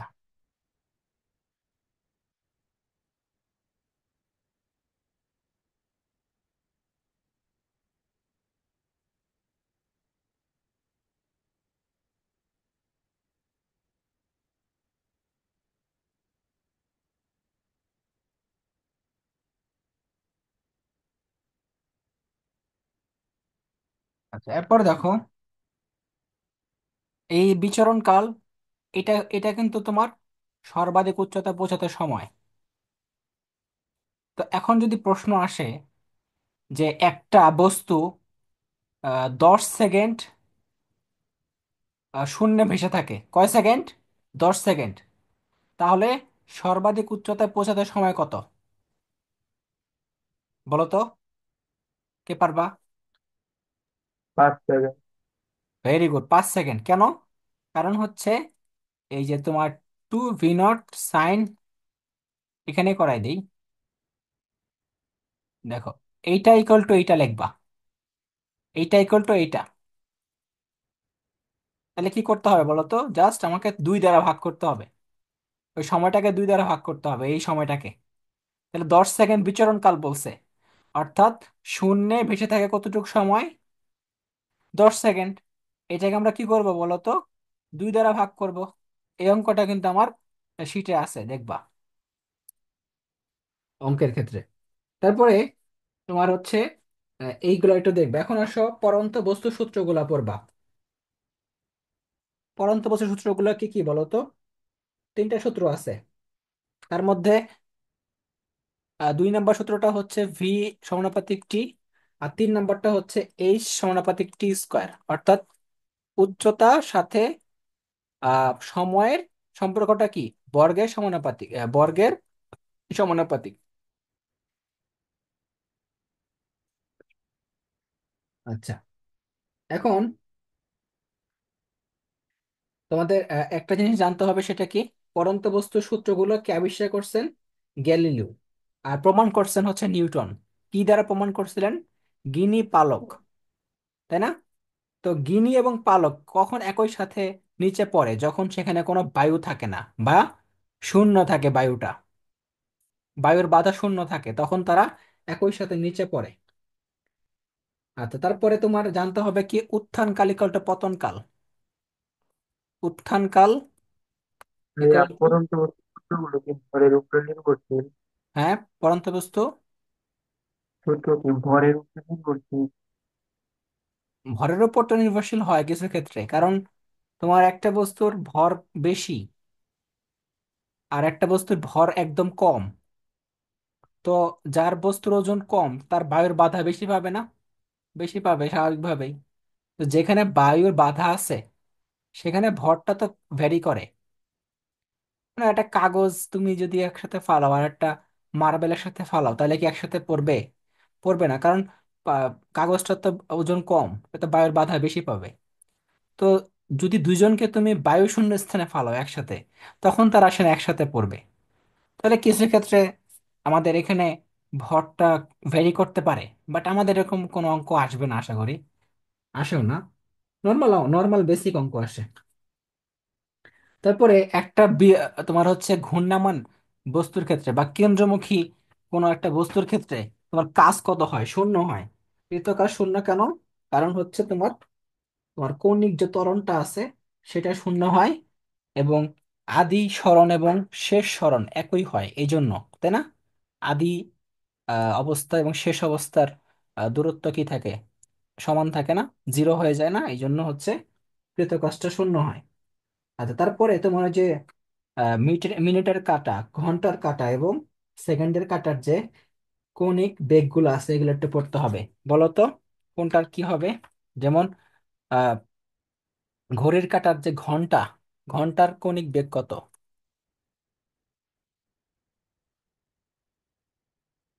ঘন্টার কৌণিক বেগ পাই হচ্ছে পাই/360 পাই/360। পাই বাই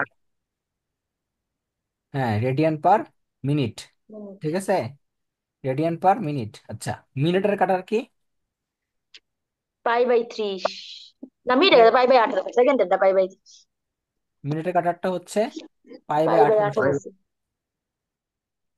আর সেকেন্ডের কাটা হচ্ছে পাই/30।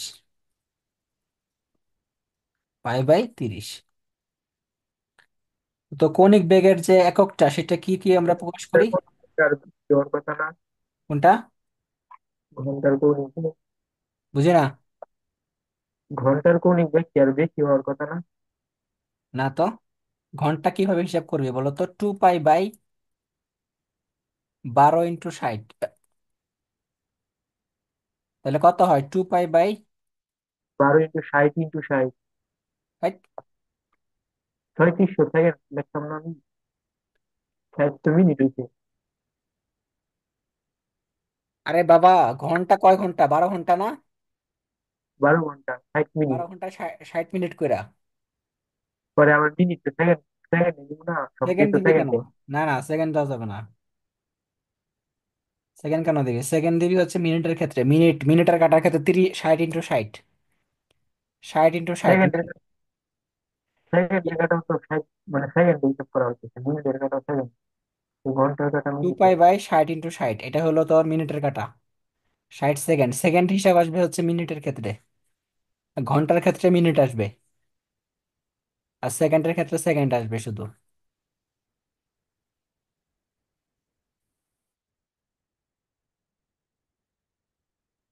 আচ্ছা, কৌণিক বেগের একক কি?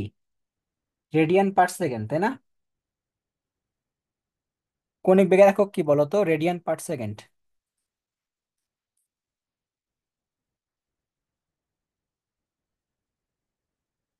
রেডিয়ান পার সেকেন্ড, অর্থাৎ মাত্রা কি? 10^1 মাত্রা। আর কৌণিক ত্বরণের ক্ষেত্রে কি হবে? মাত্রা 10^2। একক কি হবে? একক হবে হচ্ছে রেডিয়ান পার সেকেন্ড স্কোয়ার, তাই না? তারপরে তোমাদের যন্ত্রবিদ্যা বা ইঞ্জিনিয়ারিং এককে কৌণিক বেগের মাত্রা কি, বা একক কি বলতো? যন্ত্রবিদ্যা রেভলিউশন পার হ্যাঁ, মিনিট। ও ইঞ্জিনিয়ারিং এককে হচ্ছে রেভলিউশন পার মিনিট। আচ্ছা, 1 revolution per second equal to কত? 2 পাই রেডিয়ান পার সেকেন্ড। ঠিক আছে, 2 পাই রেডিয়ান পার সেকেন্ড। আর 1 revolution per minute equal to পাই/30 রেভলিউশন রেডিয়ান পার সেকেন্ড। তো 1 রেডিয়ান মানে কি? 1 রেডিয়ান মানে হচ্ছে 360 ডিগ্রি/2 পাই, অর্থাৎ 57.3 ডিগ্রি।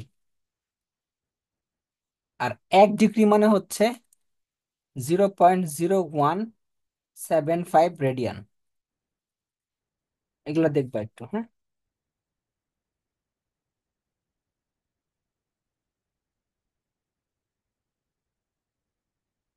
আচ্ছা,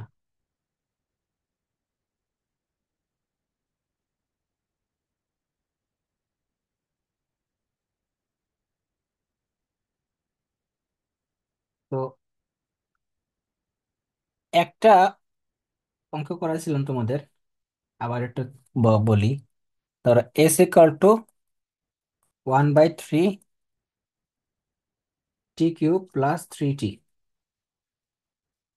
সূত্র অনুসারে একটি বস্তু কি করতেছে? সরল রেখায় চলছে। 2 সেকেন্ড পর বেগ কত হবে?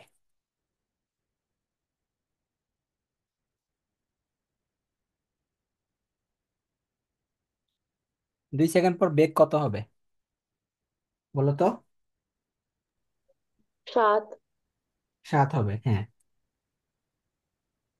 তো আমাদের কি করতে হবে? ডিফারেন্সিয়েশন করতে হবে। তো এটা কি হবে তোমার? থ্রিটা সামনে আসবে, 3 × 1/3, আর এটা হয়ে যাবে টি স্কোয়ার, +3।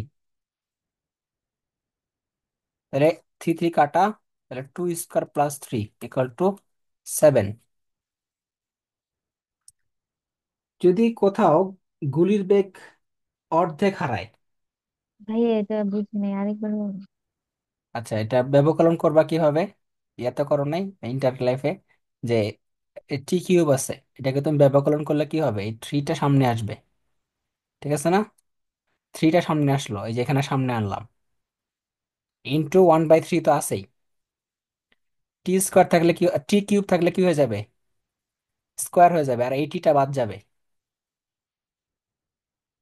শর্টকাটে মনে রাখবা, টি কিউব থাকলে স্কোয়ার হয়ে যাবে, আর এই টিটা বাদ যাবে।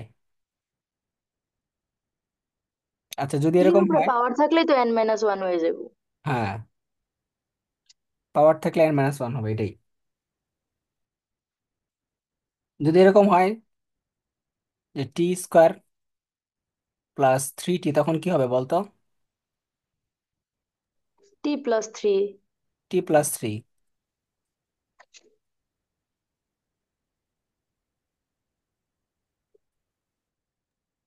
তখন কি একটু সামনে আসবে না? কোনটা? ভাইয়া 2t + ও 3 হ্যাঁ, হবে টু না? T plus three sorry sorry sorry, 2t+3, হ্যাঁ ঠিকই তো আছে, 2t+3। আচ্ছা, যদি ধরো কোথাও 0.56 মিটার প্রবেশের পরে গুলির বেগ অর্ধেক হারাইছে, কত হারাইছে? অর্ধেক। তাহলে গুলিটা আর কতটুকু প্রবেশ করবে? কি করবা? 3 দ্বারা ভাগ করে দিবা। অর্থাৎ যদি গুলির বেগ অর্ধেক হারায়, অর্ধেক কোথায় প্রবেশ করছে? এত মিটার প্রবেশের পরে বেগটা কতটুকু হারাইছে? অর্ধেক হারাইছে।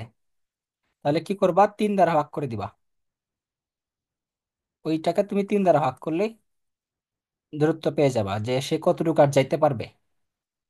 আর যদি এরকম হয় যে গুলির বেগ গুলির বেগ 1/4 অংশ হারাইছে, অংশ হারায় কতটুকু প্রবেশের পরে? 0.5 মিটার প্রবেশের পরে গুলির বেগ এতটুকু হারায়, তাহলে সে কতটুকু আর প্রবেশ করতে পারবে? তখন তুমি কি করবা? n - 1/2n - 1 * s কত হবে? এটা দিয়ে করবা। তাহলে n এর মান কত? 4। 4 - 1 হোল স্কোয়ার, এই n এর মানটা কিন্তু এই যে 4, এটা আসবে, হ্যাঁ, এটা হলো n এর মান। তাহলে 2 × 4 - 1 * s এর মান কত হবে? এখানে 0.5 দেওয়া আছে। তাহলে এখন ক্যালকুলেশন করলে বের হয়ে যাবে।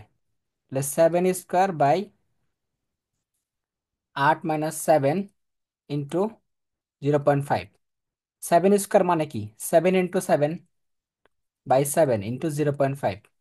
তাহলে 7 7 কাটা, 7 × 0.5 কত হয়? 3.5। তাহলে উত্তর হবে 3.5 প্রবেশ করতে পারবে। বা ভাইয়া তুমি, বুঝি নাই, উপরে 7² হলো কিভাবে? ও সরি, এই মাথাটা গেছে রে, 3² ক্যালকুলেশন নাকি আমি কি হয়ে যেতে কাছে হয়ে গেছি নাকি? 3² ঠিকই তো আছে, 3²। তাহলে 3² / 7, তাহলে কত হয়? 9/7 * 0.5, তাই না? তাহলে 9 × 0.5 মানে কি? 4.5/7। তাহলে এখন যেটা উত্তর আসবে সেটাই। আহ, উত্তর কত আসতে পারে বলতো? 0.63 এরকম কিছু একটা আসবে।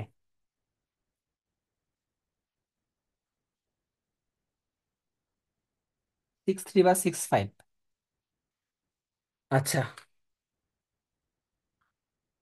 তারপরে যদি এরকম প্রশ্ন আসে যে গলির বেগ কত গুণ বাড়াইলে সে 16টা তক্তাকে ভেদ করতে পারবে? কত গুণ বাড়াইলে 16টা তক্তাকে ভেদ করতে পারবে? তখন কি করবো আমরা? V V add equal to কি? ভি স্কয়ার, তাই না? তাহলে কত গুণ বাড়াইতে হবে?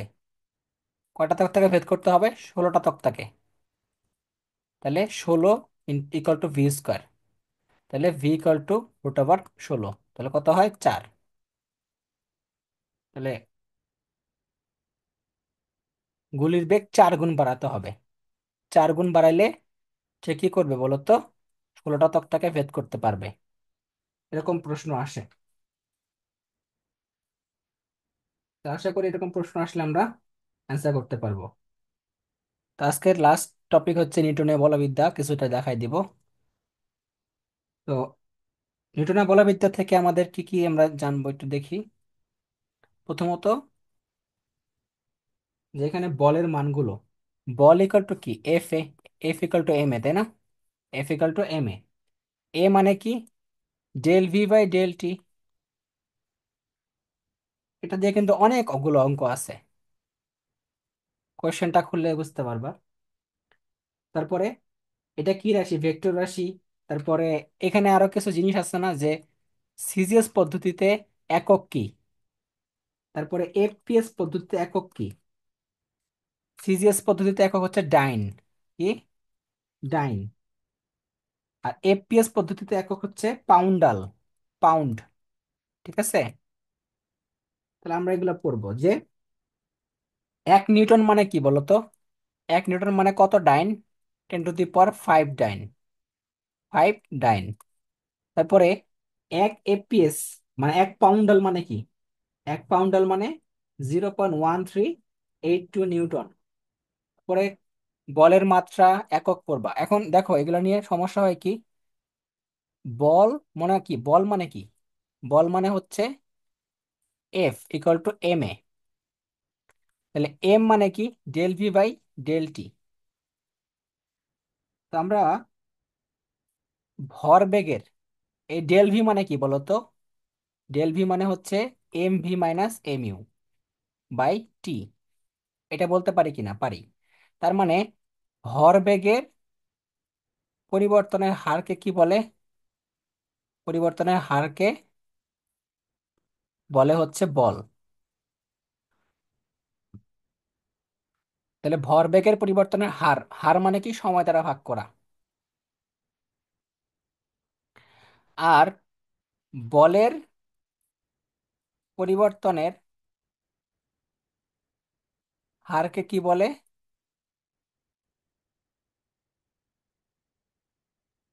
বলতো? কে বলতে পারবা? তোরো। হুম, ত্বরণ। না না না, কি যে কইছি। ত্বরণ বলে না না। ক্ষমতা। ক্ষমতা। ক্ষমতা এলো কই থেকে আবার? ক্ষমতা কি এখানে আসবে? ধর তুই এই বলকে সময় দ্বারা ভাগ করছিস, তাহলে কি হয় বলতো? M A. এম এ মানে কি? এটাকে টি দ্বারা ভাগ করছো, তাহলে কি হয় বলতো? এ মানে কি? Del V by del T by T. T T কাটা গেল না? তাহলে কি হয়? M into V. তার মানে কি? ভরবেগ। বলের পরিবর্তনের হারকে বলে ভরবেগ, আর ভরবেগের পরিবর্তনের হারকে বলে বল। বুঝো না এই কাহিনীটা? তো মুখস্থ না করে বুঝে কর, তাইলে তো হয়ে যায়। তাহলে ভরবেগের পরিবর্তনের যে হার, এটা হলো বল। আর বলের পরিবর্তনের হার হলো ভরবেগ। মানে এটা মানে হচ্ছে বলের ঘাত। কি এটা? বলের ঘাত। বলের ঘাত মানে কি? J equal to F T. J equal to কি? F T. তার মানে এফ মানে কি বলতো? এফ মানে হচ্ছে M del V by del T into T. T T কাটা চলে যাবে না? তার মানে কি? M V minus M U. তার মানে তোমাকে বুঝতে হবে যে বলের ঘাতটা হচ্ছে ভরবেগের পরিবর্তনের সমান। বলের ঘাতটা কি বলতো? ভরবেগের পরিবর্তনের সমান, বুঝো কিন্তু। আর বলটা কি বলতো? এই বলটা এই বলটা হচ্ছে বলের ঘাতের সাথে কিন্তু সম্পর্কিত না, এটা হচ্ছে ঘাত বল। মনে রাখবা, বল আর ঘাত বল সেম। বল আর ঘাত বল কি? সেম, একক মাত্রা সব সেম। ঘাত বলটা কি? তোমাকে একটা চড় মারলে যেটা হয় না, সেটা হলো ঘাত বল। অর্থাৎ স্বল্প সময়ের জন্য বড় মানের একটা বল প্রয়োগ করছি তোমার উপরে, সেটা হচ্ছে ঘাত বল। তাহলে ঘাত বল এবং বলের মাত্রা একক সব সমান, সবকিছু এক, মনে থাকবে। আর বলের ঘাত আর ভরবেগের মাত্রা একক সব সমান, মনে থাকবে। তাহলে ভরবেগের পরিবর্তন আর হচ্ছে বলের ঘাত হচ্ছে সমান, একই একই জিনিস। এইটা কিন্তু কনফিউশন করা যাবে না,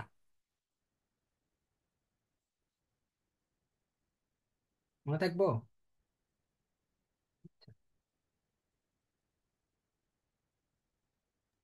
ভাই একটা প্রশ্ন ছিল যে বলের ঘাত তো বল এবং বলের ক্রিয়াকালের গুণ, হ্যাঁ,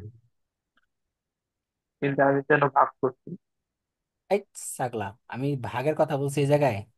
দেখ, আমি তোরে বলছি যে বলের পরিবর্তনের হার, বলের পরিবর্তনের হারকে কি বলে? ভরবেগ। দেখ, দুই দিক থেকেই তোমাকে আমি শিখাই দিতেছি কিন্তু, এটা এই জন্য তো দুই জায়গায় করছি এটা। একটা হচ্ছে গুণ করে করছি, একটা ভাগ করে করছি। দুইটাই তো শিখাইলাম যে বলের পরিবর্তনের হারকে কি বলে? ভরবেগ বলে। ঠিক আছে? আর তাইলে বলের ঘাত ইকুয়াল টু কি? ভরবেগের পরিবর্তন। এটা তোরা শিখাইলাম। তার মানে দেখ, এই বলকে যদি তুই সময় দ্বারা ভাগ করস, তাহলে কি হয়? M del V by del T by T. তা টি এখানে উপরে চলে গেলে কি হয়? 1/t হয় না? ইয়াস, কি বলে, না না, উল্টা হয়ে গেছে নাকি? দাঁড়া দাঁড়া, এটা হয় নাই। গুণ করা লাগবে, ঠিকই তো বলছো। আমি উল্টা করছি।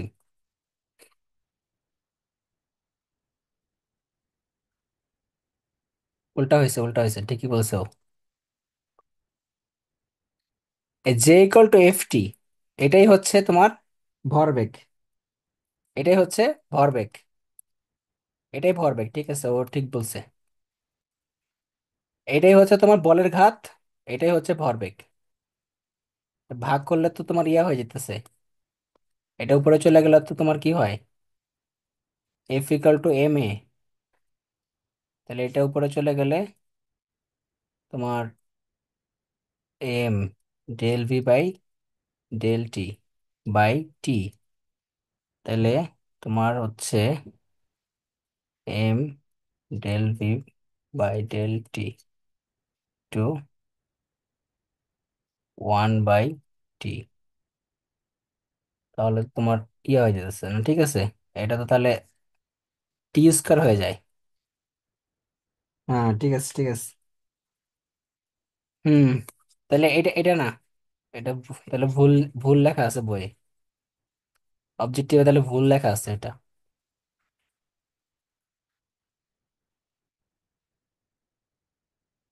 এটা অবজেক্টিভের কোশ্চেনে পাইছিলাম, এটা তো মাথায় আসলো না। আচ্ছা, ঠিক আছে, এটা ঠিক করে নিও তাহলে। কিন্তু বলের ঘাত হচ্ছে ভরবেগের পরিবর্তন, এটা ঠিক আছে, এটা এটা সঠিক তথ্য। তো জে ইকুয়াল টু কি? এফ টি। তাহলে তোমার কি হয়? এফ মানে কি? M A. এ মানে del V by del T. তাহলে টি টি কাটা, তাই না? তাহলে কি হয়? এম ইন্টু ডেল ভি, তাহলে এম ভি মাইনাস ইউ। তার মানে বলের ঘাত ইকুয়াল টু কি? ভরবেগের পরিবর্তন। ভরবেগের পরিবর্তন, এটা ঠিক আছে। তারপরে দেখো,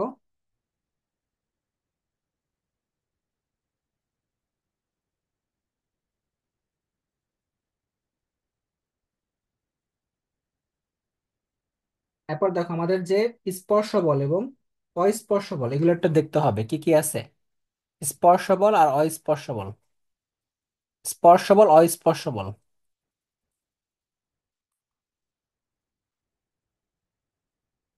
এখন স্পর্শ বল কোনগুলো বলো তো? ঘর্ষণ বল, টানা বল, সান্দ্র বল। আর অস্পর্শ বল কোনটা? মহাকর্ষ বল, তাই না? মহাকর্ষ বল। তারপরে তোমার মৌলিক বল যে চারটা আছে, এই চারটা খুব ভালো মতো পড়তে হবে। চারটা বল কি কি আছে? মহাকর্ষ, তড়িৎচুম্বকীয়, সবল এবং দুর্বল নিউক্লিয় বল। আচ্ছা, তো ইয়া বলতো, কৌশিক বলতো দেখি কোনটা আকর্ষণ ধর্মী, কোনটা কোনটা আকর্ষণ ধর্মী, কোন দুইটা বল? আকর্ষণ আকর্ষণ ধরবে হলো গিয়া সবল নিউক্লিয় বল আর তড়িৎ চুম্বক বল। সবল নিউক্লিয় বল। সবল নিউক্লিয় বল আর হচ্ছে মহাকর্ষ বল, এরা হচ্ছে শুধু মহাকর্ষ। আকর্ষণ ধর্মী। ঠিক আছে। হুম।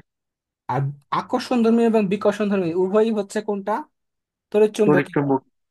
হ্যাঁ। আর দুর্বল বলটা শুধু বিকর্ষণ ধর্মী।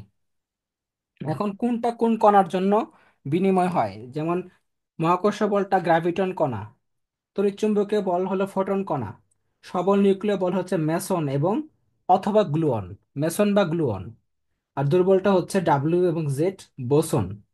এগুলোর কারণে বিনিময় হয়। তারপরে পাল্লাগুলো পড়তে হবে। মহাকর্ষ বলের পাল্লাটা অসীম হয়, তড়িৎচুম্বকীয় বলের পাল্লাটা অসীম। কত? অসীম না তো? কত? পাল্লাটা অসীম না? হ্যাঁ, এটা তো অসীম হবে, হ্যাঁ। তোমার মহাকর্ষ এবং তড়িৎচুম্বকীয় বল এদের পাল্লাটা অসীম। আর সবল টি2 নিউক্লিয়, 10^39 না? ওটা হলো সবলতা, আপেক্ষিক সবলতা, ওটা সবলতা। একটা হলো পাল্লা, একটা হলো সবলতা, বুঝছস? তো পাল্লা যদি আসে তাহলে বুঝবি যে দুইটা হলো অসীম। একটা হলো তড়িৎচুম্বকীয় বল আর হচ্ছে মহাকর্ষ বল। আর সবল নিউক্লিয় বলের পাল্লা কত? 10⁻⁻15। আর দুর্বলেরটা হচ্ছে 10⁻16। ছকের মধ্যে তোদের আছে, বইয়ের মধ্যে, ওটা পড়বি। তারপরে কি আছে তোমার? এই যে আপেক্ষিক সবলতা। তো মহাকর্ষ বলটাকে আমরা এক ধরি, এক ধরে আমরা তড়িৎচুম্বকীয় বলটাকে 10⁻39 গুণ সবল, তড়িৎচুম্বকীয় বলটা। আর মহাকর্ষ বলের চেয়ে 10⁻41 গুণ সবল হচ্ছে সবল নিউক্লিয় বল। আর দুর্বল নিউক্লিয় বলটা 10⁻30 গুণ। ঠিক আছে। এখন কোনটা কি জন্য দায়ী? যেমন মহাকর্ষ বলটা দেখো, মহাকর্ষ বলটা কিন্তু এটা কিন্তু কোনো মাধ্যমের উপর নির্ভর করে না। হ্যাঁ। তারপরে তোমার তড়িৎচুম্বকীয় বল, এটা উদাহরণগুলো পড়বা। কি কি বলছিলাম? তড়িৎচুম্বকীয় বলের ক্ষেত্রে স্থিতিস্থাপক বল, আণবিক গঠন, ঘর্ষণ বল, স্পর্শ বল, স্প্রিং বল, আরো কি এগুলো, মানে যেগুলো রাসায়নিক বিক্রিয়া, এই কয়টা বলছিলাম। তো তড়িৎচুম্বকীয় বলের উদাহরণটা সবচেয়ে ইম্পর্টেন্ট, হ্যাঁ। তড়িৎচুম্বকীয় বলের যে উদাহরণগুলো আছে এগুলো মনে থাকে না কিন্তু, হ্যাঁ। কি কি আছে? ঘোড়ার আসর দিয়ে বলছিলাম, ঘোড়ার আসর, ঘর্ষণ বল, রাসায়নিক বিক্রিয়া, আণবিক গঠন, সান্দ্র বল, স্থিতিস্থাপক বল। আর রতে হলো রাসায়নিক বিক্রিয়া। তারপরে আরো আছে, স্প্রিং বল আছে, স্পর্শ বল আছে, এগুলো পড়বা। তাহলে এই কয়টা আমাদের মেইনলি মনে রাখতে হবে। তারপরে সবল নিউক্লিয় বল কেন কেন দায়ী বলো তো? নিউক্লিয়াস গঠন করে, অর্থাৎ নিউক্লিয়াস গঠন করে কে? সবল নিউক্লিয় বল। আর বিটা ক্ষয়ের জন্য দায়ী কোনটা? দুর্বল নিউক্লিয় বল। তার মানে এগুলা পড়বো আমরা। তারপরে আমাদের যে সালাম এবং ওয়াইনবার্গের যে একটা নীতি আছে, সালাম ওয়াইনবার্গ কি করছিলেন? তিনি হচ্ছে দুর্বল নিউক্লিয় বল এবং তড়িৎচুম্বীয় বলকে একসাথে করছেন, একীভূতকরণ করছেন। এটা হলো সালাম ওয়াইনবার্গের নীতি। ঠিক আছে। আচ্ছা, তারপরে তোমার গতির প্রথম সূত্র, দ্বিতীয় সূত্র এবং তৃতীয় সূত্র, এখান থেকে কি কি জানা যায়? যেমন প্রথম সূত্র থেকে কি কি জানা যায় বলো তো? জানা যায় হচ্ছে জড়তার এবং বলের সংজ্ঞা। কি জানা যায়? জড়তা এবং বলের সংজ্ঞা জানা যায়। অর্থাৎ আমরা জড়তাকে ইংলিশে কি বলি? জেড ডে, জেড নাকি জেড এ, জেড এর সূত্র, তাই না? জড়তার যে সংজ্ঞাটা আমরা এখান থেকে পাই এবং বলের সংজ্ঞাটাও আমরা পাই এখান থেকে। তারপরে তোমার 2 নাম্বার সূত্র থেকে আমরা কি পাই বলতো? F=ma। এখান থেকে আমরা পাই হচ্ছে বলের অভিমুখ, বলের পরিমাপ, বলের একক, বলের নিরপেক্ষ নীতি, এগুলো জানতে পারি। অর্থাৎ অভিমুখ, পরিমাপ, একক এবং নিরপেক্ষ নীতি। আর তৃতীয় সূত্র থেকে আমরা কি জানতে পারি? জানতে পারি ভরবেগের নিত্যতা সূত্র জানতে পারি, তাই না? এটা আমরা জানতে পারি এখান থেকে। এখানে বলা আছে যে ক্রিয়া এবং প্রতিক্রিয়ার মধ্যবর্তী কোণ কত? 180 ডিগ্রি। আচ্ছা, তারপরে তৃতীয় সূত্র থেকে আর কি কি ব্যবহার আছে, ব্যবহারগুলো পড়বা। ব্যবহারগুলো কি কি? যেমন তোমার রকেটের যে উড্ডয়নটা, নৌকার গুণ টানা, বন্দুকের গুলি ছোড়া, পায়ে হাঁটা, টেবিলের উপর বই রাখা, এই যে ব্যবহারগুলা সবগুলো পড়বা একসাথে, নোটের মধ্যে লেখা আছে, একসাথে পড়ে ফেলবা। তারপরে তোমার ভরবেগের সংরক্ষণ সূত্র, এটার ব্যবহার কি কি? এটার ব্যবহার কি কি বলো তো? নৌকা থেকে লাফ দেওয়া, তারপর তোমার লং জাম্প দেওয়া, তারপর হচ্ছে এই যে গুলি ছোড়া, কামান থেকে বোমা ছোড়া, এইসব। বুঝতে পারছো? তো এগুলো হচ্ছে ভরবেগের নিত্যতা বা সংরক্ষণ সূত্র।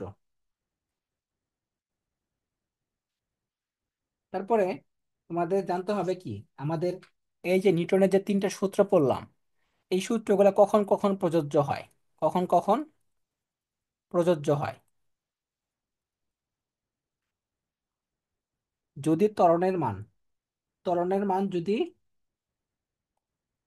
তোমার 10⁻⁻10 মিটার পার সেকেন্ড স্কোয়ারের চেয়ে বেশি হয়, তখন প্রযোজ্য হয়।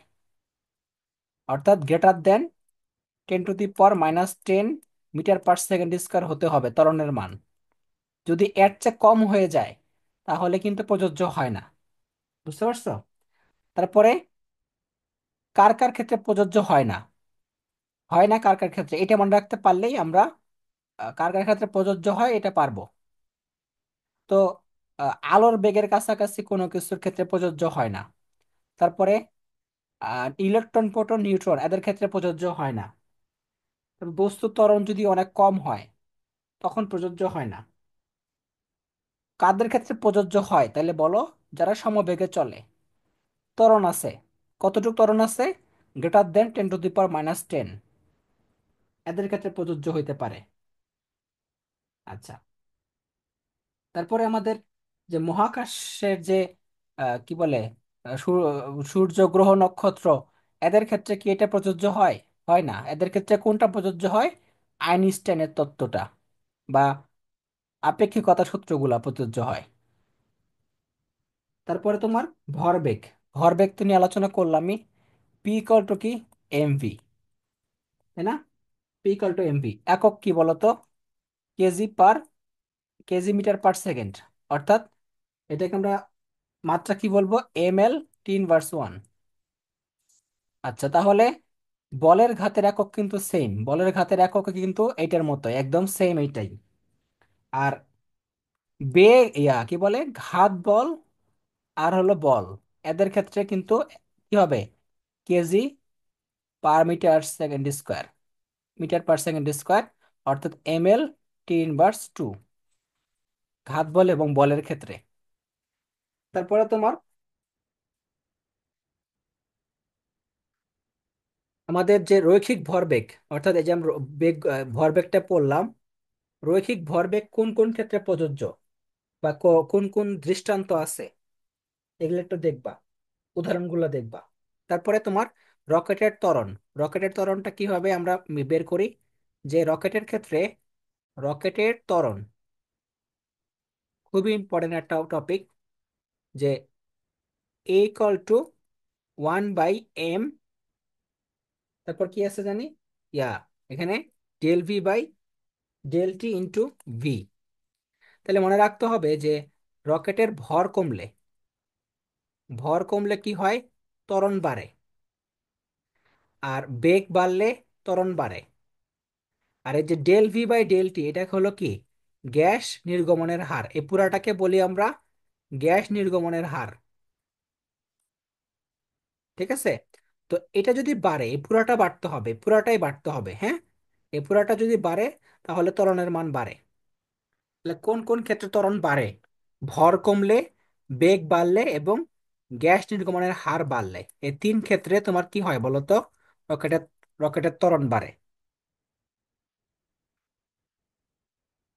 এরপরে আমরা এখান থেকে পাইছিলাম কি, যে তোমার এগুলা অঙ্ক আসে না, যদিও অবজেক্টিভে আসে, মানে অবজেক্টিভে বলতে আহ, বলবে যে রকেটের ত্বরণ কখন কমে কখন বাড়ে, এরকম প্রশ্ন আসে, বাট অঙ্ক আসতে দেখা যায় না।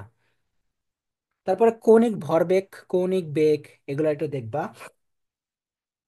তো আমরা যে সূত্রগুলো পড়ছিলাম, মনে আছে কি?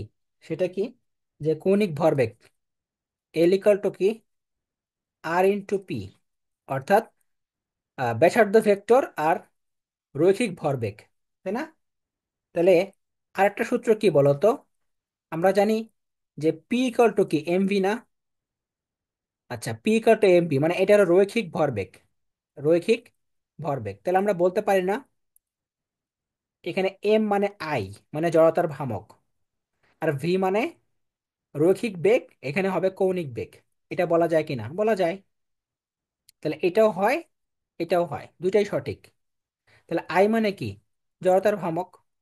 তাহলে আই ইকাল টু কি লেখা যায় বলো তো? এম আর স্কোয়ার লেখা যায় না? লেখা যায়। তো জড়তার ভ্রামকের সূত্র হচ্ছে এটা। তাহলে L equal to M R square omega, লেখা যায় কিনা? লেখা যায়। তাহলে এককটা কি হবে বলো তো? এম এল স্কোয়ার, এটা মানে কি? ওমেগা মানে কি? কৌণিক বেগ, মানে 3/1। আমরা একটু আগে পড়ছিলাম গতিবিদ্যাতে যে কৌণিক বেগের মাত্রা কি? 3/1।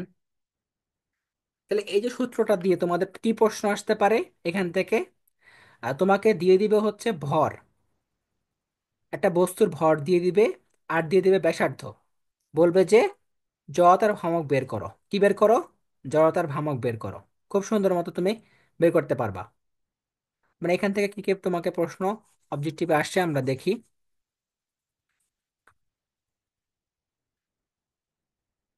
তাহলে দেখো যে I equal to M R square. তাহলে এমটা কি? তোমার 0.5 দিয়ে দিছে, আর এর মানটা দিয়ে দিছে তোমার 2। তুমি অঙ্কটা করে ফেললা, 0.5 ইন্টু 4, তাহলে কত হয়? 2। জড়তার ভ্রামক কত? 2 KG meter square. KG meter square মানে এম এর মান হলো কেজি, আর ব্যাসার্ধ মানে আর, কেজি মিটার স্কোয়ার। শেষ। আচ্ছা, এখন দেখো তোমাকে এইখান থেকে এই অঙ্কটা করা যায় কিনা, যে M R square 2 pi by T, 2 pi by T. কারণ আমরা জানি ওমেগা মানে হলো 2 পাই বাই টি, অর্থাৎ কৌণিক বেগ ইকাল টু 2 পাই বাই পর্যায়কাল। লেখা যায় কিনা? লেখা যায়। তো তোমাকে যদি পর্যায়কাল দিয়ে দেয়, পর্যায়কাল দিয়ে দিলে কি তুমি এই কৌণিক ভরবেগ বের করতে পারবা কিনা? পারবা। এই সূত্রটা প্রয়োগ করে পারবা। কৌণিক ভরবেগ বের করার জন্য তোমার কি কি তথ্য লাগবে? পর্যায়কাল আছে, ভর জানো, ব্যাসার্ধ জানো, তুমি বের করতে পারবা। তারপরে তোমার হচ্ছে কৌণিক বেগ দিয়ে দিল। কৌণিক বেগের মাত্রাটা কি, এককটা কি বলো তো? Radian per second. অর্থাৎ তুমি বুঝবা যে কোন একটা প্রশ্নে বলে দিছে 4 রেডিয়ান পার সেকেন্ড, আর এর মানটা দিয়ে দিছে তোমার 0.5, আর এম এর মানটা দিয়ে দিছে 2, আর এম ইকাল টু 2 কেজি, আর এর মান 0.5, আর হচ্ছে ওমেগার মান দিয়ে দিছে 4। তখন তুমি কি করবা? এইভাবে মানটা বের করবা, এল এর মানটা। শুধুমাত্র সূত্রটা মনে রাখতে পারলে আমাদের অ্যান্সার বের করা একদম ইজি এখান থেকে। তারপর দেখো, তো আমরা কিন্তু তখন শিখছিলাম যে সেকেন্ডের কাটার কৌণিক বেগ, সেকেন্ডের কাটার কৌণিক বেগের মান কিন্তু সবচেয়ে বেশি, জানো তো? সেকেন্ডের কৌণিক বেগ, কারণ কি? পাই/30। তো এই মানটা সবচেয়ে বেশি বড় না? গ্রেটার দেন মিনিটের কাটা। মিনিটের কাটা, না মিনিটের কাটা না, মানে ঘন্টার, মিনিটের কাটা না,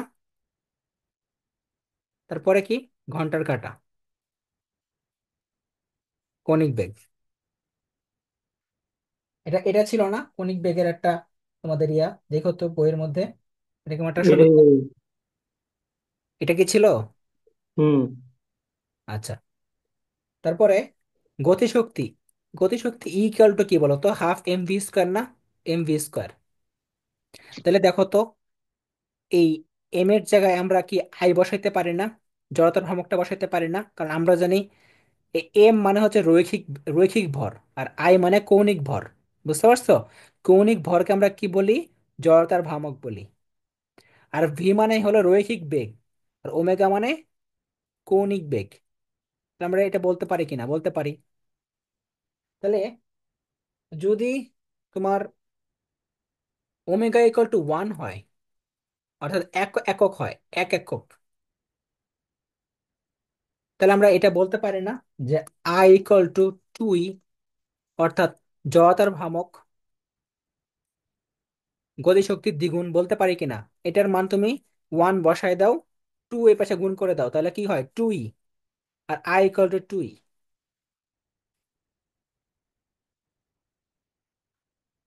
তো আমাদের যে জড়তা আছে, এই জড়তা তিনটা বিষয়ের উপর নির্ভর করে। জড়তার ভ্রামকটা কি কি বিষয় সেটা? দৃঢ় বস্তুর আকৃতি, ঘূর্ণন অক্ষের অবস্থান, এবং দৃঢ় বস্তুর ভরের বিন্যাস। তুমি তো ঘুমাইছস নাকি? না ভাই। তাহলে জড়তার ভ্রামকের নির্ভরশীলতা তিনটা কি কি? দৃঢ় বস্তুর ভরের বিন্যাস, দৃঢ় বস্তুর আকৃতি, এবং ঘূর্ণন অক্ষের অবস্থান। এই তিনটা বিষয়ের উপর নির্ভর করে। তারপরে দেখো তোমার চক্রগতির ব্যাসার্ধ, এটা কিভাবে বের করব? আমাদের কিন্তু সূত্র এটা থেকে আসছে, আমরা কিন্তু এই সূত্র দিয়ে ইউজ করব, ঠিক আছে? এই সূত্র দিয়ে কিন্তু আমরা কি পাবো বলো তো? M K square. এই কে মানে হচ্ছে তোমার চক্রগতির ব্যাসার্ধ, চক্রগতির ব্যাসার্ধ। তাহলে আমরা কে বলতে পারি না যে K equal to root over I by M? এটা বলতে পারি না? পারি।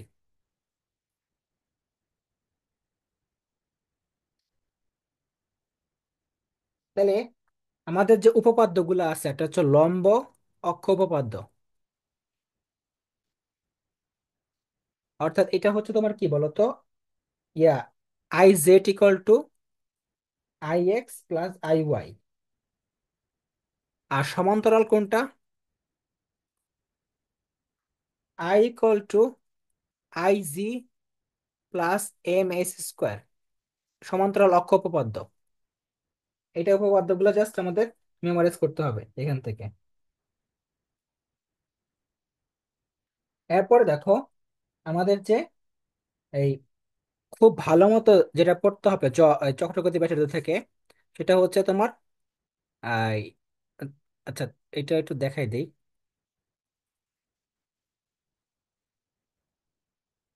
ভাই আর মাথা ঢুকতেছে না। আর 5 মিনিট দ্বারা শেষ। আর 5 মিনিট। দেখো যদি এটা একটা দণ্ড হয়, তুই না বললি যে ভাই যত কষ্ট করা লাগলে, যত কষ্ট লাগে কর্ম, আরে 2 ঘন্টা ক্লাস করতে এই সময় এত মাথা ঢুকা না হন, এই তোদের মানে জিদ, এই তোদের হচ্ছে পড়ালেখার স্পৃহা। বলছি না, সর্বোচ্চ 3 দিন 5 দিন থাকবে এই জিদটা, পরে আবার আগের মতো সব হয়ে যাবে। হুম। জিদ বেশি দিন থাকে না, বুঝছো?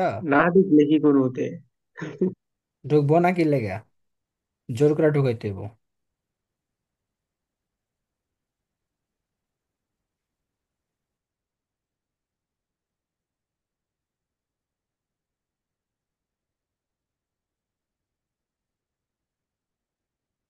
আচ্ছা তারা একটু 5 মিনিট শেষ করে দেই। যে এই দণ্ডের মধ্য দিয়ে যদি এই দণ্ডের মধ্যবিন্দু দিয়ে যায় কোন একটা বস্তু, হ্যাঁ, তাহলে কি হবে? জড়তার ভ্রামক আই ইকুয়াল টু কি হবে? এম এল স্কোয়ার বাই 12, দণ্ডের মধ্যবিন্দু দিয়ে গেলে। তারপর যার কারণে আহ, চক্রপতি ব্যাসার্ধ কে ইকুয়াল টু কি হবে? কে ইকুয়াল টু হবে এল বাই রুট ওভার 12, অর্থাৎ ইকুয়াল টু এল বাই 3√2। 3√2 না, 12কে কি করলো এই তুমি দেখি তো, 2 × 3 × 4, তাহলে 2 × 3 হবে, সরি, টু 2√3। 2√3 হবে, হ্যাঁ, 2√3 হবে, হ্যাঁ। তাহলে এটা হবে, হ্যাঁ। আচ্ছা, যদি মধ্যবিন্দু দিয়ে যায়, মধ্যবিন্দু, আর যদি প্রান্তবিন্দু দিয়ে যায়, প্রান্তবিন্দু, প্রান্তবিন্দু, এটা হলো প্রান্তবিন্দু, তখন কি হবে? I equal to M L square by 3। হুম। হ্যাঁ, তাহলে কি ইকুয়াল টু কি হবে? L/√3। বুঝতে পারছো? তাহলে এটা হলো জড়তার ভ্রামক, আর এটা হলো কে মানে চক্রগতির ব্যাসার্ধ। বুঝতে পারছো? আর যদি তোমার দেখো যে বৃত্তাকার চাকতি অথবা নিরেট সিলিন্ডার বলছে, কি বলছে? বৃত্তাকার চাকতি এবং নিরেট সিলিন্ডার, খেয়াল করো, এই যে এটা হলো বৃত্তাকার চাকতি অথবা নিরেট সিলিন্ডার বলছে। ঠিক আছে, তাহলে বৃত্তাকার চাকতি ও নিরেট সিলিন্ডার হলে কি হবে বলো তো? সিলিন্ডার হলে কি হবে? I equal two mr²/2। অর্থাৎ তোমার মানটা হয়ে যাবে কি, যে কে ইকুয়াল টু r/√2। তাহলে এই তিনটা মনে রাখবে। এখন খেয়াল করো, যদি তোমাকে ইয়া দিয়ে দেয়, কি বলে, ব্যাস দিয়ে দেয়, ব্যাস, তখন তুমি কি করবা? ব্যাসার্ধ না দিয়ে ব্যাস দিয়ে দিলে, তো তোমাকে তখন এইভাবে করতে হবে। এটা মূলত কিভাবে করবা জানো? এই যে এই মানটা কিন্তু এরকম, যে 1/2। হ্যাঁ, হ্যালো, হ্যাঁ, হ্যাঁ বলো। আরে ক্লাস শেষ হয় নাই। না, না শেষ, আর 5 মিনিট শেষ। আচ্ছা ঠিক আছে। এটা মূলত এরকম, mr², হাফ mr², অর্থাৎ আই এর ইকুয়াল টু হাফ mr²। এখন যদি তোমার ব্যাস দিয়ে দেয়, তখন কি করবা? তখন হয়ে যাবে 1/4 mr²। বুঝতে পারছো? ব্যাস দিয়ে দিলে।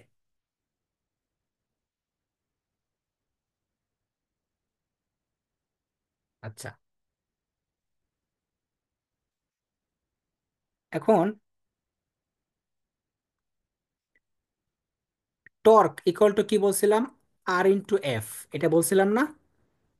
তাহলে এই আর মানে কি? ব্যাসার্ধ ভেক্টর, আর এফ মানে আহ কি বলে এটার নাম?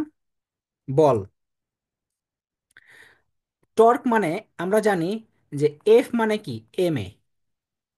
এটা হলো রৈখিক বল, আর এটা হলো কৌণিক বল। তাহলে কৌণিক বল ইকুয়াল টু কি লেখা যায় বলতো? এফ এর জায়গায়, এম এর জায়গায় লিখবো আই, আর এর জায়গায় লিখবো আলফা। কৌণিক ত্বরণ ইন্টু জড়তার ভ্রামক। তাহলে আমরা এখান থেকে এটা একটা সূত্র পাইলাম।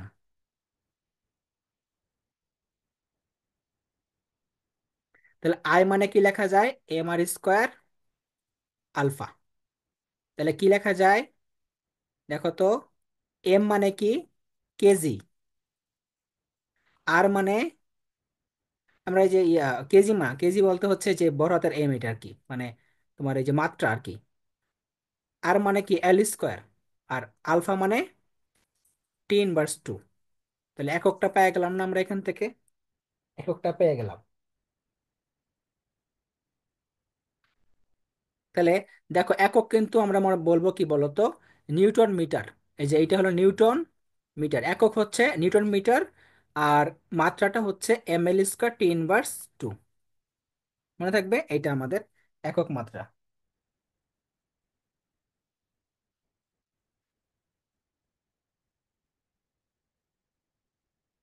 তো কেন্দ্রমুখী বল, এটা কিন্তু টর্ক। আর কেন্দ্রমুখী বল যদি বলে তাহলে কি বলবা? কেন্দ্রমুখী বল F = mv²/r। তাহলে ভিম্যাক্স মানে কি বলতো? ভিম্যাক্স মানে ওমেগা আর, অর্থাৎ ভি মানে ওমেগা আর, ওমেগা ইন্টু আর, অর্থাৎ কৌণিক বেগ ইকুয়াল টু, সরি, রৈখিক বেগ ইকুয়াল টু, রৈখিক বেগ ইকুয়াল টু কৌণিক বেগ ইন্টু ব্যাসার্ধ। বুঝছো? তাহলে আমরা কি বলতে পারি, এখানে ওমেগার বসায় দেই, তাহলে কি হয়, এম ওমেগা স্কোয়ার আর, এটা হয় না? তাহলে দেখো, এই এফ মানে কেন্দ্রমুখী বল বা টান বল আমাদের এইটা। তাহলে তোমাকে যদি কেন্দ্রমুখী বল চাই, দেখো তোমাকে কিন্তু আর এর মান, ওমেগার মান, এম এর মান দিয়ে দিবে। এখন তুমি কি চাইছে, কি দেখবা, কেন্দ্রমুখী বল চাইছে নাকি কৌণিক ভরবেগ চাইছে? কৌণিক ভরবেগ মানে কি, L equal to M R square omega, আর টান বলটা হচ্ছে এম ওমেগা স্কোয়ার আর। তাহলে তুমি কখন কোন সূত্র বসাবা, বুঝতে পারছো? এটা কিন্তু বুঝে শুনে করতে হবে। তোমার কিন্তু ভাইয়া দেওয়া, এলটা কি বলছেন? এই নোট করস নাই? করছি, এলটা জানি কি। কৌণিক ভরবেগ বেটা, কৌণিক ভরবেগ। আর এটা হলো টান বল। দেখো সূত্রকে তোমাকে তো দেওয়া থাকবে একই জিনিস, একই জিনিস দেওয়া থাকবে, ব্যাসার্ধ দেওয়া থাকবে, কৌণিক বেগ দেওয়া থাকবে, আর হচ্ছে ভর দেওয়া থাকবে। এখন সূত্রটা কিন্তু খাটাইতে হবে। যদি চাই কৌণিক ভরবেগ, তুমি এই সূত্র খাটাবা, এম আর স্কোয়ার ওমেগা। আর চাই হলো টান বল অথবা কেন্দ্রমুখী বল, তখন তুমি এই সূত্র খাটাবা।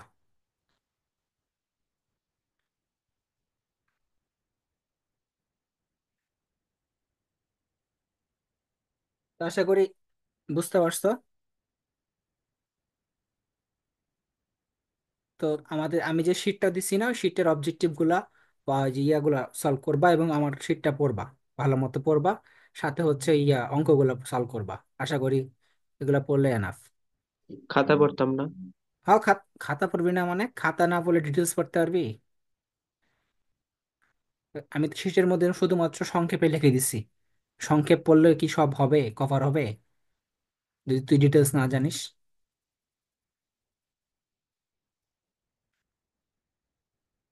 একটা টপিক বাদ গেছে না, ওইটা কালকে দেখাই দিবনি, লিফটেরটা বাদ গেছে। লিফটটা বাদ গেছে, এটা কালকে দেখাই দিবনি। ঠিক আছে, যাও তাহলে।